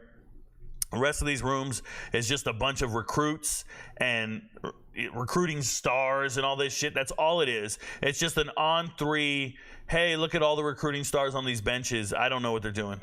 It's just dumb. This is the dumbest thing I've seen in a while. It really is. And then to have A&M at 10 is a crime. Crime. I'm letting you know. You know who's got a better quarterback room than A&M? Georgia Tech. Georgia Tech has a better quarterback room than A&M. Yeah, shout out to Aaron Philo. Watch this, Jesus. Watch this, Jesus. That's what he said. Watch this, Jesus. He brought religion into it. I let him know his kicker's name is Alejandro, not Jesus. Power 10 rankings. These guys are putting out the Power 10 rankings. I don't agree with these at all. More power to you. If you think that's the Power 10 rankings, you don't know the teams. That's just that. Nick Evers going to UConn. Already talked about it. We got Mr. 3 Toes here, standing 8 toes down. Let's get into what else matters in the transfer portal. From yesterday, Nigel Glover hit the portal. This is a former 4-star kid, left Northwestern. I have a video telling you guys, Nigel Glover had no business transferring to Ohio State. When he left Northwestern, he should have went somewhere a little more realistic, and he didn't. And that's his business. But now he's in the portal going to Ohio. He just wasted a year of eligibility. Sure, he redshirted, but it was dumb. Should have never went to Ohio State. I knew he couldn't play there. Tony Mitchell. What are we doing? Tony Mitchell, convicted felon, on 3 years probation right now. Trying to run from the cops, going over 140 miles an hour. When they finally got to him, had half a pound of weed, some scales, digital scales, trying to distribute his weed, sell it. Had a gun, had over $7,000 in cash. Look, I know a lot of people are like, well, gun's legal. What's the big deal about weed? What's it? Dude, you ran from the cops going 140 with a scale. You thought you're fucking Scarface. You're not. I would not want Tony Mitchell on my team. And shout out to DeBoer and the boys for pushing that kid to the portal and saying you don't belong here. You're not going to be a part of our plans moving forward. I hope he gets a new beginning, and I hope it's at a much lower echelon. Shout out to UAB, something of that nature. But I'm sure he's going to go to Texas. I'm sure he's going to go to Ole Miss or something like that. It's ridiculous. That young man got arrested, pled guilty to a felony, got 3 years probation, and the trajectory of his life didn't change. There's no accountability there, man. I don't get down like that, y'all. If you made a crime, if you're a criminal, you should be prosecuted accordingly, and I'm going to treat you like one. If I was running a business and I try to hire somebody, I do background checks. And if you come back a convicted felon, I'm going to choose the other candidate. I know. Felons need a chance. Rico, yeah, they do. Cutting grass, bro. Doing some other shit. That's life. Jaden McDaniel's a really good player. He's in the portal. I don't know what's going on. Maybe he got another dollar sign. Maybe he didn't match up well. But this was one of the leading tacklers, if not the leading tackler at Troy last season, and he transferred to Indiana in the winter. And he's back in the portal. That tells me Indiana's got really good linebackers. Tells me they got some depth, bro. They brought some guys in from JMU, and they did their damn thing. So Jaden McDaniel in the portal, McDonald in the portal, and we'll see where McDonald ends up. It should be pretty exciting stuff. I'm going to leave it at that because I talked about everybody else. We're going to get to Unabated here in a second, but let's go back to the chat, and then I'll get back to this. All right. Thank you guys for being patient. Let's see what else you guys are talking about. Let's go. Speed Demon coaching staff. But don't act like he wasn't a piece of. Oh, yeah, we saw it. Rico's funny as AF. I'm new to this channel, and you are a hater. Hosi, you'll be in a timeout. Thanks for being here, man. We don't get down like that, bro. You don't get to come to my living room and tell me shit. You feel what I'm saying? Like, if you come to my living room, you don't get to talk crazy to me and stay in my house. That's how that goes. So you won't be around. Won't be around next year. My rap's too severe, kicking mad flavor in your ear. You don't know what I'm talking about. All you do is talk about Colorado. BJ Jones, have you been skipping the show? I talk about every single player in the transfer portal. Ain't nobody worried about Colorado. $30K a month or more. What do you think about Mississippi State? Levy building something. Our quarterback situation is questionable, though. Rico. So, yeah, man, Mississippi State is doing their best to fill all their holes. I'm going to say this. Mississippi State beat Arizona last year. Mississippi State is better than Colorado. And they're on life support in the SEC. Like, they got a lot of work to do. They're better than Colorado. They are. Top to bottom, they have better talented players. They got everything going for themselves. They just signed Devon Booth, and I'm going to talk about it when I go back to the transfer portal. But it looks like they're just trying to find players, man. They're just trying to find 85 good guys, and they're not quite there. I think they're going to have some real growing pains for at least 2 years. I hope they're patient, and they don't fire their coach like they did with Zach Arnett. But I hope they're patient and they stick with Levy. But it'll be tough. If you're a Mississippi State fan, buckle up, bro. Probably one of the worst teams in the SEC. Braun, you missing the point. What's up, Rico? What up, Coach Stokes? I appreciate you for being here. Prime should absolutely be above chirping children online. Yes, he's unserious at this point, for sure. Jason Dillon didn't say anything about the team. All he did was leave, which he can do. Correct. I'm a Colorado fan, and I agree. You would not touch Coach Prime. Yes, I would. I put hands on anybody, bro. I'm a grown man. I'm 41, and I'm a fitness monster. I just got done running 5 miles this morning. And you guys want to meet me, bro? I'm on a trail in Georgia. I've been in the Army over the last 20 years. I get paid to work out. If you're a first sergeant in the Army, you not only were you elite, but you got paid to work out every day of your life. I'm a professional athlete. I got paid to work out every day. Call it what you want. I'm not average, bro. You stop treating me like this. Stay out my circle. I promise you. Culture. Yep, culture. Same with Alto. Shout out to Alto. Big fan. How do I get to top chat? You can do a couple things. You can do a super chat. Well, we'll notice. But most of the time, he's got to be patient. What do you think about Devon Booth? I think very highly of Devon Booth. Talked about him last night, Jalen. This is a good running back out of Utah State. I've always thought highly of him. Former JUCO guy. Utah State had 3 good running backs, so it was hard for him to stick out. And I think he'll be a good back. He is a little short, 5'10", but he's going to be a good back for Mississippi State. You're hilarious. Thank you so much. I try my best. Thoughts on ASU transfer Ed Woods? Good player. Good. He's defensive back. I think it's pretty awesome. Where's he going? Oh, man, where's he going? We talked about it yesterday. Where's Ed Woods going? I wish I knew off the top of my head. That's on me, bruh. I'm an amoeba. That's on me. He's a good player. I hate not knowing, bro. I hate getting things wrong. Thank you for the question, though. I like him. We'll see how that goes. That thumbnail's crazy. Not true, Bron. Well, Prime ain't all that thumbnail. I'm just saying, Jesus. Oh my God. Well, Prime ain't like any other coach. He told y'all this already. No, Payshawn. Yeah, he's not like any other coach. What we meant by that was marketing, maybe his approach to coaching. What he's missing is the experience on what to say and do in certain situations, right? He's never dealt with this type of backlash. Coach Prime's never dealt. He don't know how to react to it. So he hasn't been in the coaching game long enough to know how to react to it. And people, he's been coaching for 20 years. No. We're talking about FBS, bro. We're talking about the highest level, where people are going to ridicule every decision you make. He doesn't know how to handle that. He's learning, and I think he's terrible at it. There you go. Absolutely incorrect, Braun. Culture more important than ever. Yes. What's wrong with who's this Braun guy? Stop talking to the Braun dude, bro. Y'all keep going to Rico for information on teams. He's not a scout. He is a fraud. Grind and shine. Thank you for being on the channel. It's over. Your run is over. Grind and shine. You'll never be here again. Troy, JMU, Clemson would all disagree. Exactly. 100%. Some teams in the portal era have immaculate culture. I totally agree with that. Thoughts on Baylor picking up Texas Southern transfer? So, look, I don't mean to say anything negative, Javonte Harris, but Baylor's coaching staff has been unethical. I know that I personally know that they have been tampering with players. I do not celebrate anything Baylor does. I'm waiting for them to play terrible and for those coaches to be fired. I don't think any of those men deserve their jobs. They better go somewhere else and reinvent themselves. I'm being real. I got beef with the coaching staff at Baylor. Put it in 4K and let them know. Stop tampering with players. I know you're talking to all conference players, begging them to enter the portal. The players reached out to me. And I told them don't go. Because you guys won't have a job in a year. Troy, back-to-back Sun Belt champs. Real talk. Shout out to Memphis. Still going to put 200 on them winning. Oh, D, don't do that. Make donations. What's with the 8-toe pick? Geez, oh my God. Glad you feel it's necessary to post Prime's feet now. The fuck wrong with you, Ricardo? Oh, you're out of here. The racial slur, calling me out of my name. You're out of here for sure. We'll never see you again. Rico is bullying y'all to agree with him or get blocked. Don't you dare criticize him. BC, no, you don't have to agree with me. You can be classy. You can do whatever you want to do. I only want people who rock with me. I only want people who rock with me. It's my channel. I will dictate what goes on in my channel.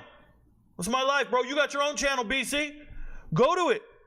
You got your own channel. Go watch your own shit. Get out of here. I don't want to need your clicks, bro. I circle myself with people who rock with me. It's a healthy thing to do. It feels good. Michigan didn't have culture. Michigan has immense culture. Class 2 boring, had to join up. What up, Bennett Wolf? Washington. Rocco, you need balance. Love in your heart. I got love in my heart. Shout out to Kim Jones. Shout out to Ash.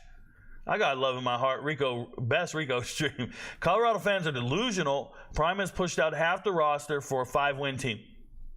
He had a terrible recruiting class. I'd bet money on this being his last season in Colorado. I wouldn't bet money on that, Smug Dog, but I'd say that portions of what you're saying is slightly true. When will you update O-line portal players? I have one that just entered from Northwestern State University. So typically, Pat, when I update the O-line portal players, when I do the O-line episodes, I have them. We're going to the 4th episode, but I only talk about the players that are committed to schools, not who's in the portal looking for a school. So I talk about after players commit, their fit at their new school, why they made the move, how it's going to work out. I don't typically talk about the players when they enter the portal, and that's because 3,000 of these players are going to die in the portal, and if I talked about them, it'd be a waste of time. So I'll just talk about when they commit to a school. Therefore, I know I'm not wasting my time talking about a non-player. I like your content. You're good. Not Trip, my brother. You're good. Countdown timer. I like your support. Xavier Smith is not a kid. We need to stop calling these 20-year-olds kids. However, the focus at Colorado is not there. Marlo Stanfield, I agree with you 100%. It's hard for me to always reference the players as players and not kids. And the reason for that, Marlo, is my children are of this age, right? I have a daughter in college. It's hard for me not to view them as kids, but I understand. Rico, do you think Shedeur Sanders has the skill set to be the number 1 quarterback ahead of all the other quarterbacks eligible in the draft? I personally don't. No, I already talked about this at length real life. I'm not going to go back into the whole tangent. I don't see him as the number 1 quarterback, but I want people to remember, you don't know who's going to draft and how they're going to draft. You don't know who's picking in the draft. You don't even know what teams are going to be there. You don't know how players are going to play this year. You don't know if he's going to go out there and play out of his mind and win a Heisman. You don't know if he's going to be shit. It is what it is. So we can't voice our opinions without being blocked. Javante Staples, your opinions are more than valid. If you are attacking me and saying anything negative about me as a person, you're out of here. You will be thoroughly blocked. Don't you ever forget that.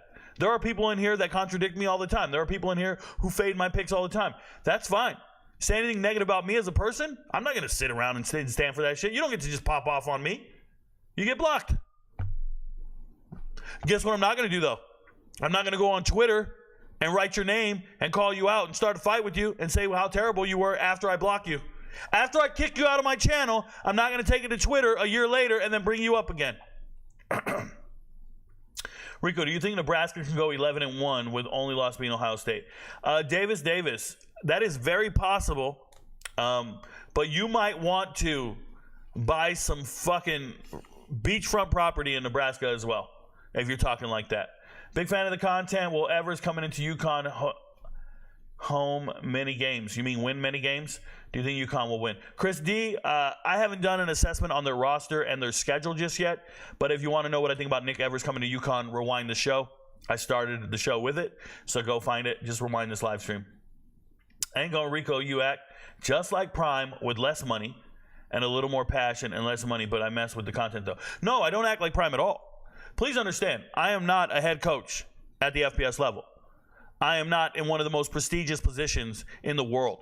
If I was still a first sergeant in the Army, I would not make half the content I make, because I understand that position and that notoriety and that responsibility does not warrant me to talk loosely, does not warrant me to give my opinion on every single topic. Do you understand what I'm saying? Like, I know that the reason I get to be so authentic and real with my takes is because I don't have a sponsor. It's because I've turned down every single label. Everybody that's trying to sponsor me. Underdogs, Prize Picks, all of them. Nah. What do you want me to do? Nah. I don't get down like that. I will not be at the whim of a sponsor. So I will always say what I want to say. And it's the hardest thing that my agent can't deal with it. People can't deal with it. They're like, Rico, please. But no, all you guys are trying to make money off me. I'm going to keep saying what I want to say, bro. Because the freedom to say what I want to say is the stress-free life that I'm living. Right? I live a stress-free life because I have autonomy. I get to do what I want to do. Coach Prime does not have that. Coach Prime is the head coach of a very, very public university.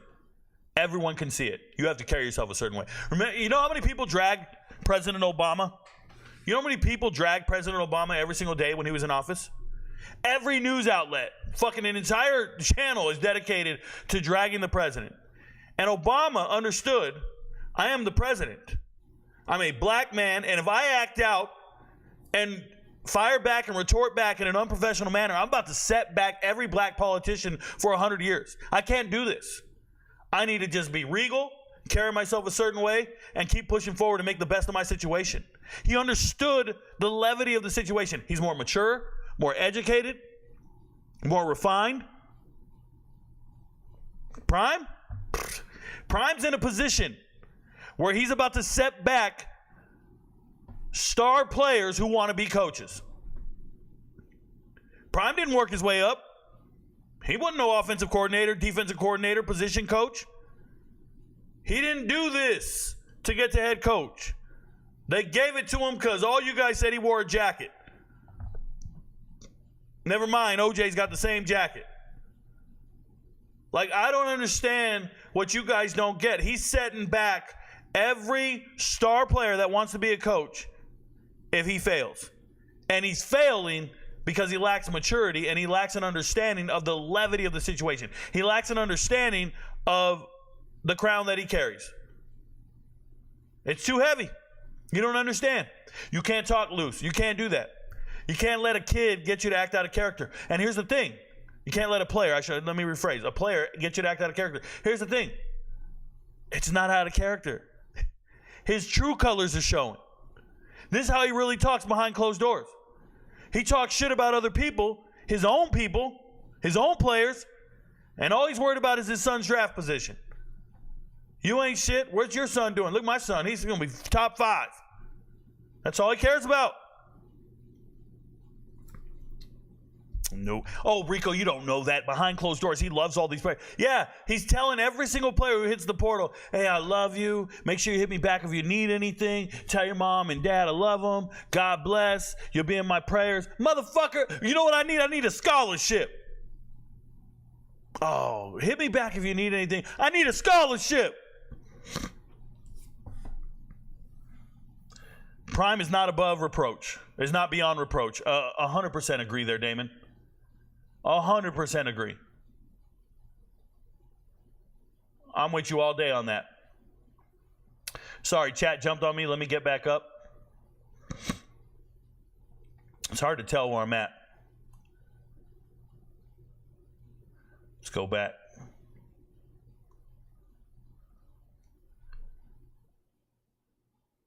Oh, I'm way back here.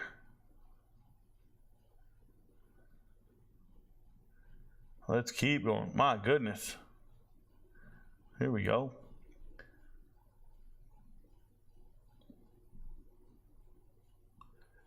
Prime is not beyond reproach. I totally agree. I don't think anybody is. Rico, you need haters to rise to the top. Countdown timer. I got a lot of them, bro. I got a lot of them. Don't F with Mara. Oh, my goodness. Scrub shit. Hit the likes. Players shouldn't talk shit about adults, then cry when it comes back at them. So, King D-Mac, there are a lot of players disgruntled with coaches.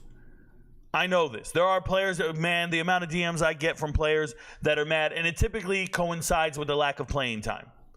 There are a lot of players that say negative things about coaches. Coaches cannot retort back. Coaches cannot say anything back to those players. No.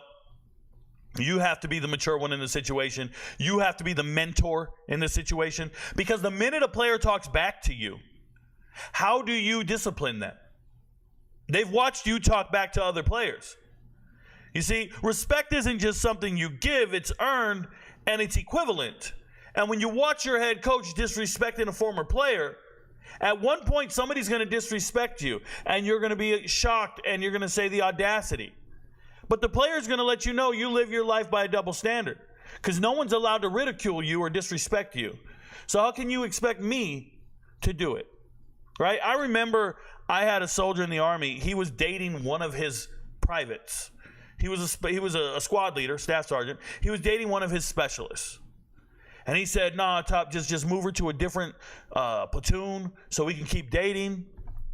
And I said, what are you doing? He goes, no, I don't show no favoritism. I don't do it. I said, okay. So when a soldier's late, what discipline do you give them? And he let me know. They're late to work, they get the following discipline. I said, okay, what if she spends the night at your place and you're both late? Are you going to snap on her and give her corrective training? Are you going to make her show up to work an hour early for the next week? Can you implement any semblance of discipline without having a double standard, without showing favoritism? And the answer is you can't. And this is why when Coach Prime allows his kids to miss practice so they can go to a fashion show and look like fucking zombies, it's a double standard. Now you want to complain that people are skipping practice or missing meetings, but your kids get to miss them because you approved it? It's a double standard. Now you want to tell me to stop talking crazy online, but I saw you talk crazy online? It's a double standard. You as an adult have to be much better than that. Much better. You can't tell your kids don't do drugs and you're the one and you're getting high every day. I'm talking about parenting 101.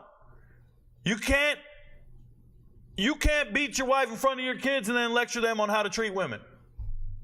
I could give you a million examples. So now Coach Prime cannot go to his team and tell his players, stop harassing people online. Stop with all the beef on the Twitter. Stop cyberbullying an ex-player that used to be here. He can't even correct the issue because he's a part of the issue. Nah. How is Prime wrong when you call kids thugs all the time? Once again, Gervonta Staples, I am not a head coach in the FBS level. If I was a head coach at the FBS level, I wouldn't call a single kid a thug. What's there to understand? Like, how hard is it to understand? There is certain conduct that can be condoned and not condoned by certain positions of authority or power or responsibility. I'm on one person. I'm in charge of me. And nobody that I'm in charge of has an issue with what I say or do. The people that Coach Prime is in charge of are going to have an issue with the way he carries himself if he talks like that about players that are on the team or once on the team and eventually they're going to depart. He's already dragged Cormani. He's already labeled him. He's already blacklisted him. Cormani can't find a school. Why? Because little Coach Prime's in his office calling everybody, telling him what a terrible player he was. I couldn't develop him. He didn't buy into the program. Who buys into this program? I got time today. Who buys into a program where the head coach is online beefing with players? What other head coach out there in the world is beefing with players? There's 300 other people doing that job, and somebody's not doing it right. I can imagine a coach talking shit, LOL. Have you never played football? Are you talking about me, King D-Mac? Not only have I played football, I've coached it. I talk to players and coaches every single day. Don't try to normalize this. King D-Mac, don't try to normalize this. Rico, when are you going to take your passion to the next level and hire a team to help you compete against 24/7 and on 3 of the world? Robbie Reddick, I'm probably not going to go that route. I think I'm going to go the gambler route instead. It's a little more lucrative, and I'm known goods there. Covering recruiting doesn't work for me. I don't like it. You just get into this world where you're just interacting with parents, overbearing parents, and fans talking about how good a player is. And they have no fucking clue. They've never seen the player play. He's 5 stars, Rico, he's amazing. Like, what the fuck? Did you go see him? It's crazy. Making these volatile comments because you know it's going to circulate. Kevin Fitz, once again, I do not care if anybody watches my live streams. I used to do these shows in front of 30 people, bro. The amount of people watching my live streams does not validate you. Memberships. That means people are rocking with me. Do you understand that I have people that pay for a membership for the whole year? It's $25 a month. There are people who sign up for the whole year. I could literally not work. Every single day I can make no videos for the next 6 months. Doesn't matter. I'm still getting paid. Doesn't matter who watches it, bro. We have a different business model. Kevin Fitz, your business model is infantile. My shit is I succeeded beyond wealth. Like, I succeeded. The passive income is insane. I wish you guys understood. How is Prime wrong when you call kids thugs all the time? Please don't repeat yourself, Gervonta. It's one too many times, bro. I just saw it too many times. We get to the chat when we get to it. We won't see this anymore. So, done. Thank you very much. Digital Assets, Jared. Hey, one of the OGs, day one. Digital Assets, Jared. What up, Rico? Blessings, brother. Blessings to you, Digital Assets. I appreciate you, bruh. Countdown, you think so? Holding on the ball too long, meaning either difficulties making fast decisions or reading the defense. He isn't a dual threat quarterback, seems slow, and strength is doubtful. Arm strength doubtful. Yeah, real life, there's a lot of issues there. The player comes into a professional environment and then wasn't able to fulfill the requirements and then went online and talked to a rival school alumni to spread a false narrative. So that's not necessarily what happened at all, Kevin Fitz, but that's the story you want to tell because you get your information from Twitter. So the way it works is to write a story, The Athletic overwent a bunch of different ideas for a story, and they waited 1 year to get the factual information on players who had departed. Then they interviewed certain players. Okay, the player himself did not drive this story. The player himself did not drive this false narrative. He didn't go look out a rival school alumni for this. He didn't know who Max was and know that he went to Nebraska. What you're saying is actually factually incorrect. You are trying to describe intent. The player had no intent to do so. The player got a cold call. I've talked to the player. He got a cold call and he answered some questions. You're vilifying the wrong person. It's infantile what the fuck you're doing. It's ignorant, and it's damn near wrong. He did not wake up one morning and say, yo, I want to talk shit about Coach Prime. Let me go find a Nebraska grad. Oh, wait, let me go to the Athletic. He did not do that. Maybe if you had a relationship with your kids, you know how shit hit different. D-Rock Low, I talk to my son every single day. I don't think that's going to change anything. I don't think it's going to change anything. I'm responding to people in the chat, bro. I fucking know Diddy. I'm an MVP. Shout out to you, Terrell. I appreciate you. You couldn't talk to anyone like anything because the moment you met the controversy, you block someone or delete a comment. You're a walking contradiction. You're in the wrong channel, man. You're not. You came to my channel. You're not a fan of my content. That's weird. I don't understand that. You came to my channel and you're not a fan of the content. What are you doing here? I've never in my life put on some shit music and been like, this shit sucks, and you just kept listening to it. Never done it. Not in a million years, Kevin Fitz. Go do some push-ups, bro. Rico, the real MVP. Respect to you. Shout out to you, Harris. Shout out to you, Javante. Losing his toes is karma. Ain't no use continuing this conversation. Thank you for your service to our country, but I'm out. Peace out, East Coast Kev. Be safe. Rico, mad about a tweet. Yeah, I'm mad about a tweet that will incite cyberbullying of a young man who's just doing the best to be great. I'm mad about it. Call it what you want. Why the picture of the foot? Because I'm standing 10 toes down. He can't do that. The two missing toes have more talent than you ever had. I don't believe you, Go Bucks. I don't believe you. Not in a million years do I believe you. Rico wouldn't say that in front of Dion, to be honest. You guys don't know me. What do you think's going on? Do you think this guy has an aura I'm afraid of? The fuck? He's got an office I'm afraid to talk in? What do you guys envision? Deion Sanders. All 8 toes of his? Like, I'm afraid? What do you guys do? I just go to bed at night? I'm strapped up at all times. I walk around, bro. These things are outlawed in 48 states, bro. What are you guys talking about? Rick George just might be regretting this hire. Probably not. Rick George is probably looking at the bottom line and just wants revenue. So I don't know if he's regretting the hire, Carolina boy. And if you guys didn't know, Rick George is the athletic director at Colorado. Did you have this energy with Josh Allen? Said racial shit before he got drafted. Brian Johnson, I am not a Josh Allen guy by any means. I don't know what he said before he got drafted, but I've never really thought highly of Josh Allen. If he attacked a kid or a former player on Twitter before he got drafted, when he was a head coach at an FBS program, it would be relevant to the conversation. But if you're just asking if I blatantly have an issue with some random ass athlete's misconduct in comparison to the misconduct today, I don't understand how they're relevant. You're just doing this because you're trying to find a contrast in white versus black. Brian Johnson, you are what's wrong with America, bro. Go do some push-ups. Get the fuck out of here, dude. We don't like you. Go do what you do. You are the worst. Colorado will win big this season. Just yell at some shit, bro. At least 12 people on YouTube have said that as well. Shador's weakness is holding on to the ball too long. Very true. all racist people want to see Coach Prime fail. I don't believe so. Well, that might be true. I mean, if you're racist, you're anti a specific race, you probably want to see a lot of people fail if you're racist. I'd imagine so. But what I will say is this, IOU, all people who want to see Coach Prime fail are not racist. Understand the difference. All racist people want to see Coach Prime fail, but all people who want to see Coach Prime fail are not racist. The two statements are not equivalent. Okay? Figure that out. I wish FSU got Cam. Yeah, Mello. It would have been important. One tweet makes Rico think Deion isn't a Christian. It's crazy. No, there's a whole lot of other things that make me. Let's go there. How about the multiple baby mamas and failed marriages makes me think he's not a Christian. Don't go there. I don't give a fuck about religion to begin with, but don't do that. I wonder if Travis just ever thinks he should leave when stuff like this happens. Wholeheartedly, Dre, he's going to leave to the NFL. Travis is not in this circus. Travis ain't in this rat race. You see it.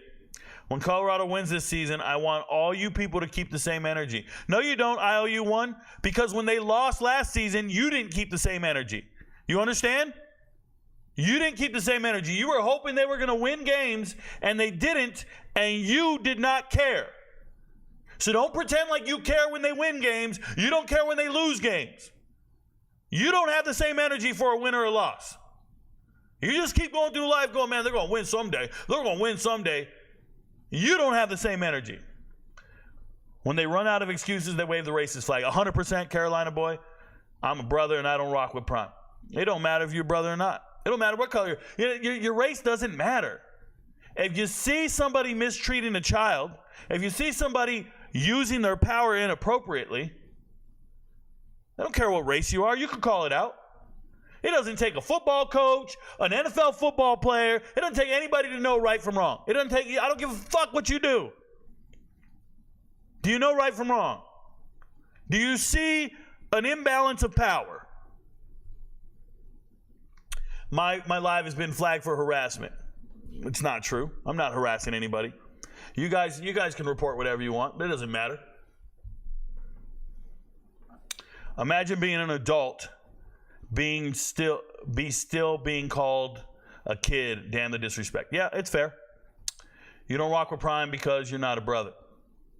Okay, IOU. If you're going to be racist in here, IOU, you don't get to be racist in my channel, dude. That's not how we get down over here. We don't do it. You don't get to tell somebody they're not black enough. You're not black if you don't support Colorado. That's what you're saying, dude. You sound ridiculous. Absolutely ridiculous. I get it. Coach Prime's firing all the white coaches and only hiring black ones. I get it. Making everything all black in Colorado. I know. You got a lot of pride in that. I don't agree with it, but you got a lot of pride in it. Now Shador isn't draftable. LMFAO, STFU. Yeah, I make my assessments, dude. You do yours, I do mine, King D-Mac. Go make your list of draftable players. I'll make mine, and we'll see who's more accurate. I like where I'm at. I like where I'm at. One of us is getting paid to do it, and one of us isn't. Why aren't reporters interviewing all the 5-stars who get cut from Alabama, Texas, etc.? Go Bucks. They are most definitely talking to them, but nobody, let's not pretend like this is a social norm. Nobody cut 57 players. Nobody had 57 players depart. It's an anomaly. And to pretend like it's not is absurd. It's absurd. So don't do that. I don't rock with Prime at all. Deal with it, son. Shout out to Carolina boy. I have to agree with Rico on this one. I have Cam Ward and Quinn Ewers going ahead of Shador. I even think if Cam Rising is fully healthy, might be the best quarterback in the Big 12. Cam Rising's got a different skill set. If we're talking about best quarterbacks in the Big 12, there's a whole lot of other quarterbacks that are good in the Big 12 that aren't pro prospects for the most part, right? So like Green at West Virginia, just phenomenal. There are players that are really good in the Big 12. It is what it is. Ready to watch West Virginia win the Big 12 with Rico this year. These haters are full of themselves today. Shout out to Daniel Henderson. Yes, it's an amazing feeling. Carolina boy is coon. Okay. Then we're not doing that. But we're not doing that. That's actually racist. We don't allow that. I understand how Xavier Smith took to Twitter or the interview to express concern, but let's be honest. We all say people can be more compassionate, but personally, someone telling me the truth means more. Yeah, I mean, tear off the Band-Aid. People are going to get fired either way. But, like, let's do this. Let's say you broke up with a girl and you did it in a very cold way. You just walked over and said, yo, it's over. You're out of here. I don't see a future for the two of us. It's over. And you did that, right? And you did it pretty coldly. And then a year later, somebody interviewed her and she said, I was really hurt by it. I was crying. I was emotional. I wanted to be with him. I was going to be good to him. I was going to do all this shit, right? And then all your friends came online and started posting, look, she got 32B. She got no tits, no ass. Look at her face. She ain't it. She ain't even good. And just posting about how ugly she is and how she isn't wifey material because you found somebody new. And then you finally go online and write, there's a reason we aren't together. You aren't it. You don't look good enough to be here. All that stuff.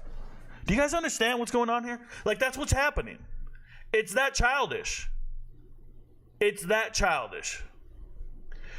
Shador does well with the game on the line. Doesn't panic. Pros like that. Oh, my goodness. I don't think that's. I mean, that's a trait, right? You're calm, cool, calm under pressure. But at the same time, if you see somebody who doesn't panic, if you say doesn't panic, somebody who doesn't show emotion when the game's online, you could also say maybe they don't care. You can also interpret that as somebody who does not care about the outcome of the game because they're still a top 5 pick. They don't care if they win or lose. They're still a top 5 pick. They don't care. You didn't catch it? Oh, well, I know I'm good. I know scouts want me. Like, they could just be a nonchalant attitude about it and not be as emotional. Like, they're not crying in the stands. I ain't seen them cry once in the stands. Hey, you cry once in the stands, you might be a top pick. Ask Caleb. Right? Do you care or not? Recreate the Drake video. I don't know anything about that. Agreed, Kevin. Shouldn't you be in somebody's restaurant licking the floor? Hey, relax. Big hating. Nobody's big hating. Oh, we got another Colorado fan here. We're not doing that, man. Hey, Colorado fans, man, you guys are in the wrong channel, dude. We don't care what you have to say. You don't matter. Rico, but you said Shador and Cam Ward was similar last season. Don't have all you're changing your mind. Shaking my head. Okay, so last offseason, before the season started, when people were saying, can Shador Sanders play in the Pac-12, I was on record for saying, yes, he can. Yes, he can. And I said, you want to see another FCS star who made it in the Pac-12? His name's Cam Ward. And I think very highly of Cam Ward. And I said that, and I stand by that, right? But every single assessment of a player is fluid. And it changes with the more data you get. So I made those statements last offseason before the season. Okay? Now the season starts happening. Shador Sanders is very accurate, doing everything I anticipated, succeeding in the Pac-12. Colorado wins 4 games, just like I thought they would. But at some point during the season, I have to take all that data and analyze the outcomes and look at the games and see what's happening. And then I go, oh no, he is not Cam Ward. He's very similar in the fact that he succeeded. So you're right. I did make that prediction. I did say that. But please, Ben had Fetty. What I'm saying is everything's fluid. Everything changes. And after looking at it, I think, oh, no. He's not Cam Ward. Cam Ward just did what he did with a new offensive coordinator. Cam Ward's got 2 different offensive coordinators in the last 2 years and still been highly successful. And now he's going to Miami, and he's going to learn that offense and still be highly successful. It's just different levels to this. Your mama, hey, we don't do that. Carolina boy, no double standards out here. No double standards out here, bro. You can't talk like that. You guys need to calm down. And I know you're retorting. Rico, why do people hype Milroe so much? I feel like he's an average but athletic quarterback on a very good team. What are you missing? I don't think you're missing anything, Joey. I don't think you're missing anything. I really think it's pretty good. I think he's just an average athletic quarterback. I never really believed in him, but he ends up getting it done. He gets it done, so shout out to him. My homie said North Dakota State by 2 touchdowns, and he said he's betting $100. Okay. Your homie needs to keep his money. It's not what you know, but who you know, especially when getting in the NFL. Shador just happens to have a Hall of Famer dad, and that is the key to getting drafted regardless. That is very true, Papa Sphinx. I'm glad I'm not the only person who doesn't see all the hype around Shador. I always scratch my head seeing people say he's top 10. Well, once again, I don't say top anything. I don't say anybody's top 10 because I don't know what teams are drafting in what order. The top 10 teams next year could not need quarterbacks, you know? And unless you're the Falcons, nobody's going to draft a quarterback if they don't need one. So can you please tell me the game is going to be closer than we think? You need to thank Coach Prime, because if it wasn't for him, your channel will have no traffic. I bet your channel pops only when you mention Coach Prime. So once again, I don't know. You are very new to the content game and how I get down. I don't need anything to pop. I don't need Coach Prime at all. I don't need my channel to pop. I get paid by memberships. Please understand, I get paid by MVPs. So the first of every month, I get MVP memberships. This has nothing to do with views. None of you guys can watch my videos and I'll be fine. Okay, that's why I make so many videos where no one watches them, because that does not matter. The membership community is what matters. See, there's a playlist, and when you click on my playlist, I'm going to pull it up so I can show you guys. We're going to appeal that. Submit. I just got banned on TikTok, by the way, because people just keep spamming reports. That is ridiculous.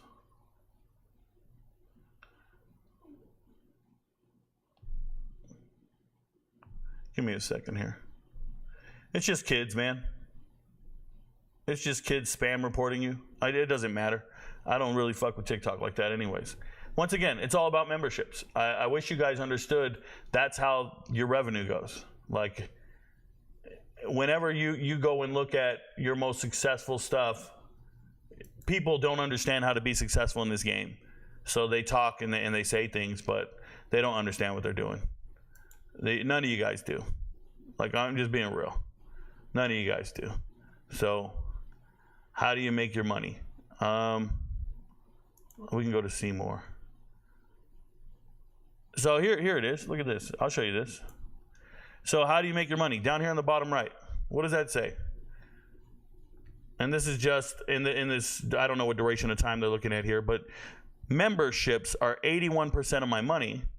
And you guys are talking about people watching videos. You guys are talking about 17% of the income. That's absolutely ridiculous. I don't even care. I don't even care about YouTube. YouTube doesn't pay me anything. All my money is Patreon and YouTube memberships.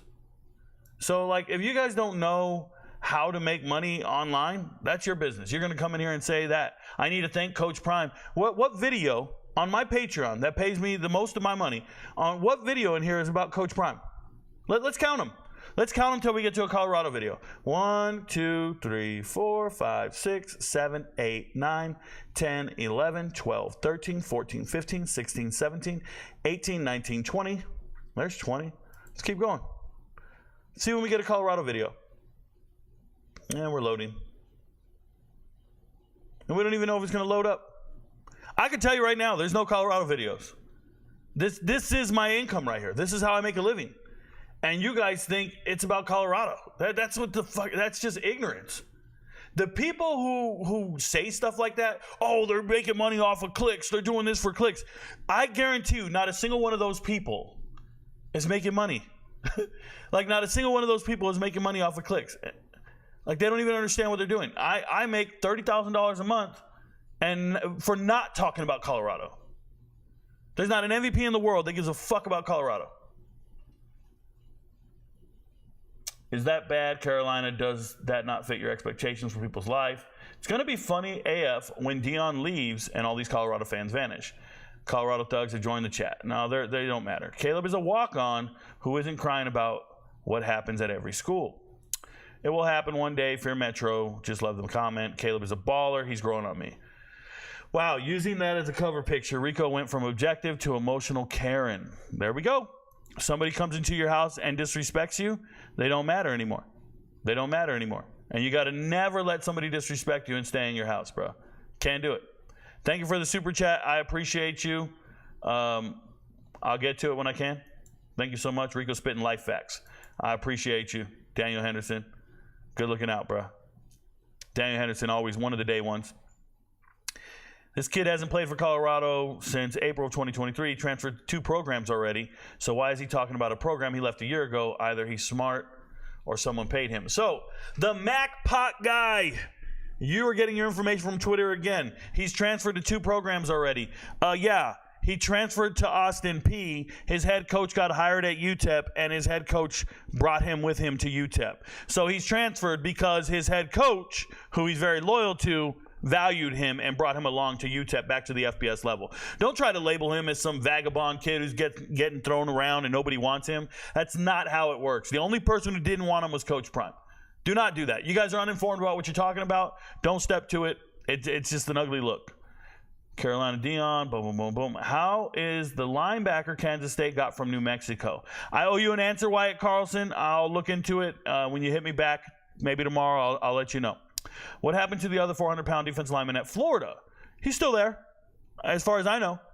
What's his name? Starts with a W. His last name? Was it Watson? Yeah, he's still there.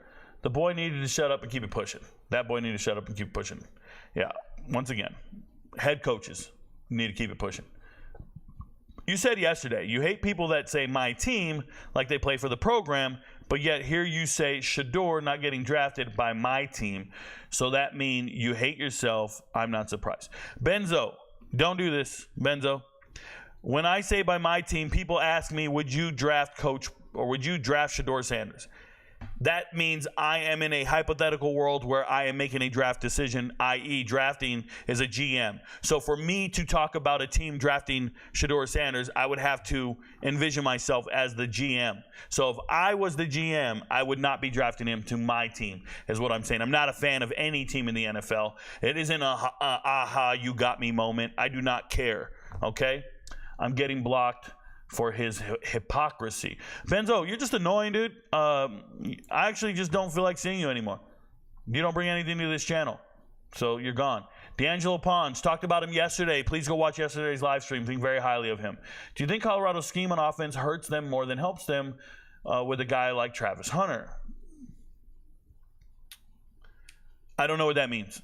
Their offensive scheme is very simple, and I hope it does the best for them.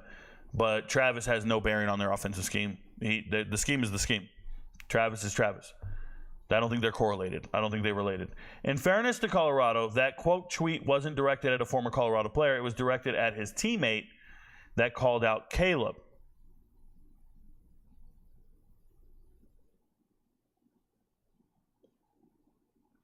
Yeah, I know that. I saw it. Quentin Austin, I saw the whole traffic. What I'm saying is I don't agree with the engagement by everybody. Don't agree with it. First video I ever watched of Rico was Tony Mitchell thinking he was a drug lord getting busted by the cops. Shout out to Matt Tess. Shout out to you. This guy's a Karen. This guy's gone. You guys don't understand, man. These people just never, they don't get it. You get your one shot to be in the channel, and that's what you do. Tony Mitchell was whimpering, yes. Maybe that's why you don't run a business, Rico, but you're good as this. So, hey, I don't run a business because it's just a lot of headaches, bro.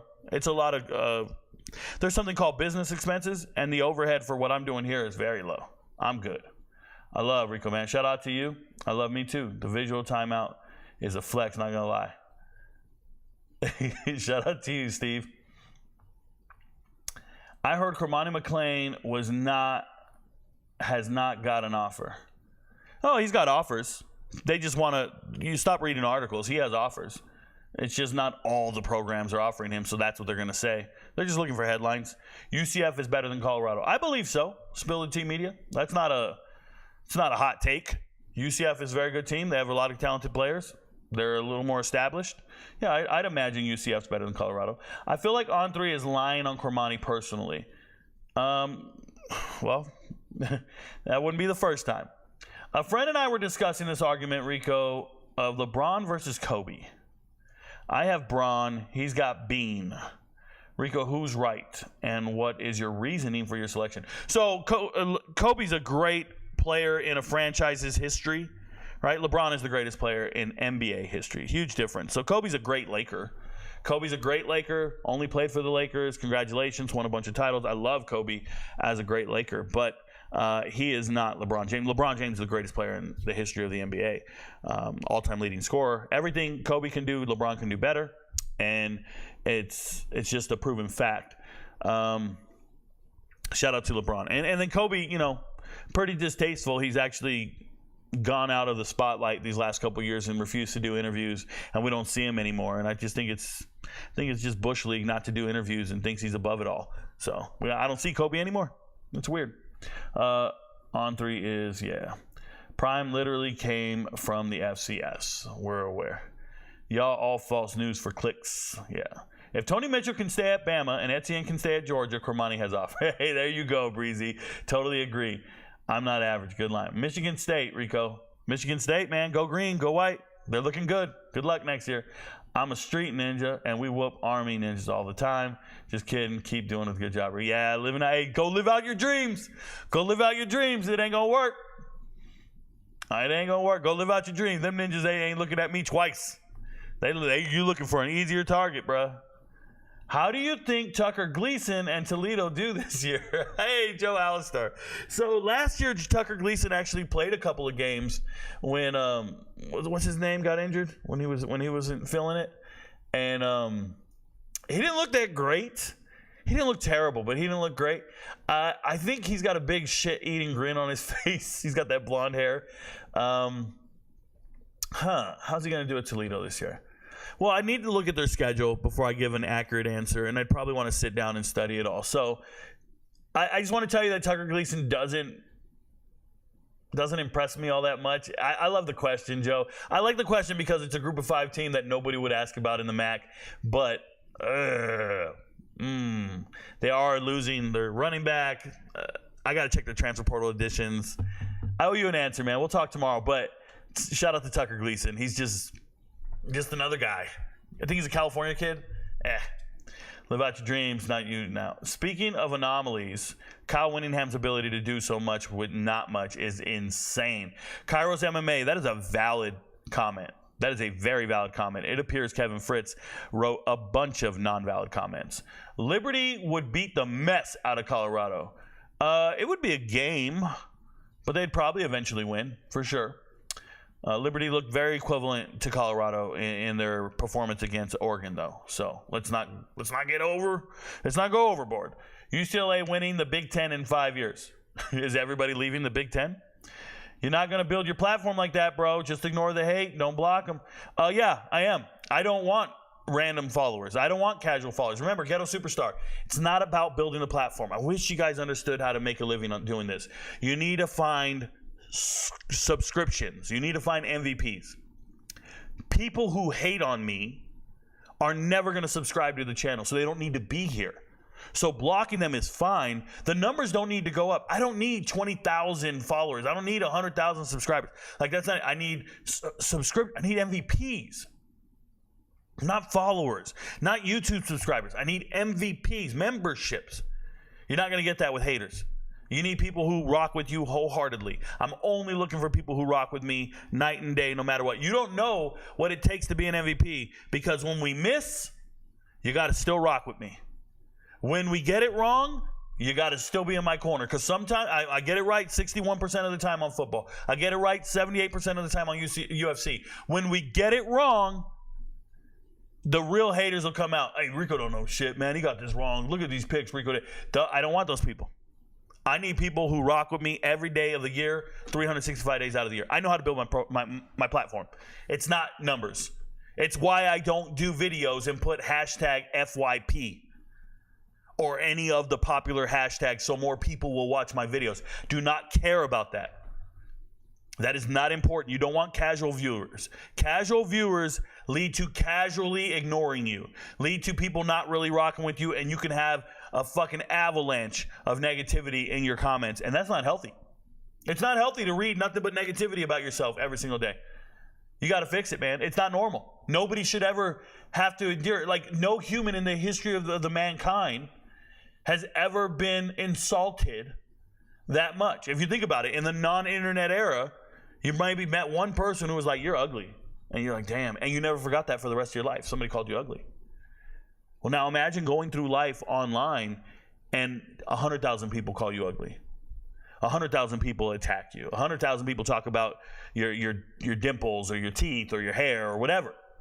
Like, this is why cyberbullying is so ridiculous, because this generation can't handle bullying in real life. They couldn't handle me. I can't chin check a kid. I can't shoulder check you in the store. I want to. I can't. It'll be frowned upon. But if we get online, it's okay. It's okay to get trolled. It's okay to get made fun of. It's a double standard, and it's not healthy for humans. Like the psyche of it. People get depressed. So I don't want to surround myself with negativity. So I just get rid of anybody. Hey, you don't rock with me? Get the fuck out of here, bro. You're not going to ever be an MVP. So why do I need you? Nah, I don't need to build my platform with random clicks and random fans and people who partially want to watch me. No, fuck them all. Real talk. I rock with you, Rico. Shout out to E-Money. Of course, E-Money rocks with me till the day I die, bro. Rico, can you speak on the inevitable change of college football when you got kids getting paid $25K a month and coaches' careers on the line? There won't be room for development in the future. Well, there will be. Then money will become the social norm, and then it'll just be about development at that point. That'll be the only separator. You know, it'll happen. But right now, what's happening is every endowment, every major university in the Power Four is getting such a huge donation and so many donations that they're enabling themselves to pay the players, and the Power Four programs are pulling away from the rest. There's such a gap in money. One school could pay you $30,000 a month, and another school can only pay you $3,000 for the year. How do you win? You don't win with that, right? It is what it is. Dion, say you're not coming to Colorado to get rich unless you go into the NFL or get a degree. You're not money bag. Yo, but Shador was on stage rapping. If you call that rapping, that performance on stage, that was embarrassing. That was almost PC. All these guys are laughing like Dion was good at music. Dion's CD was absolutely horse shit, dog shit when it came out.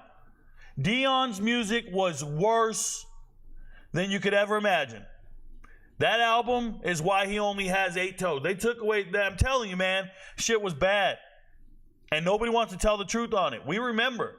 We were there. Dion fails to realize that crappy on backup doesn't inspire, it isolates. Yup. What if Shador breaks something or had a bad multiple game injury? Then what? Then he will just say, we lost my son, we lost the season. He will just blame it on an injury and not his inability to develop other players. That's what's going to happen. They all start, oh, he broke his back. He got sacked too much. He got hurt. No, dude, shut up. Who do you think FSU should grab out of the portal? Melo, I got nothing, bro. Not in this case. Haters are going to hate just the way it is. See, Breezy, you lame. Explain. Relax. Benzo gone. Love the Nick Evers. Love it in this live. Yeah, not much love. We just think he's positive. So has your opinion on Caleb Mathis changed with all this drama? No. Caleb's a young man, a young man who's still learning how to grow, and you're going to make decisions that you shouldn't, right? That's what happens. We're kids. I remember I've done some things I shouldn't have done. I'd say as a kid, I vividly remember getting in fights that I shouldn't have got in and assaulting certain people. I vividly remember making poor decisions. I can remember I went to this party. It was an adult-only party. I went with my wife, my first wife.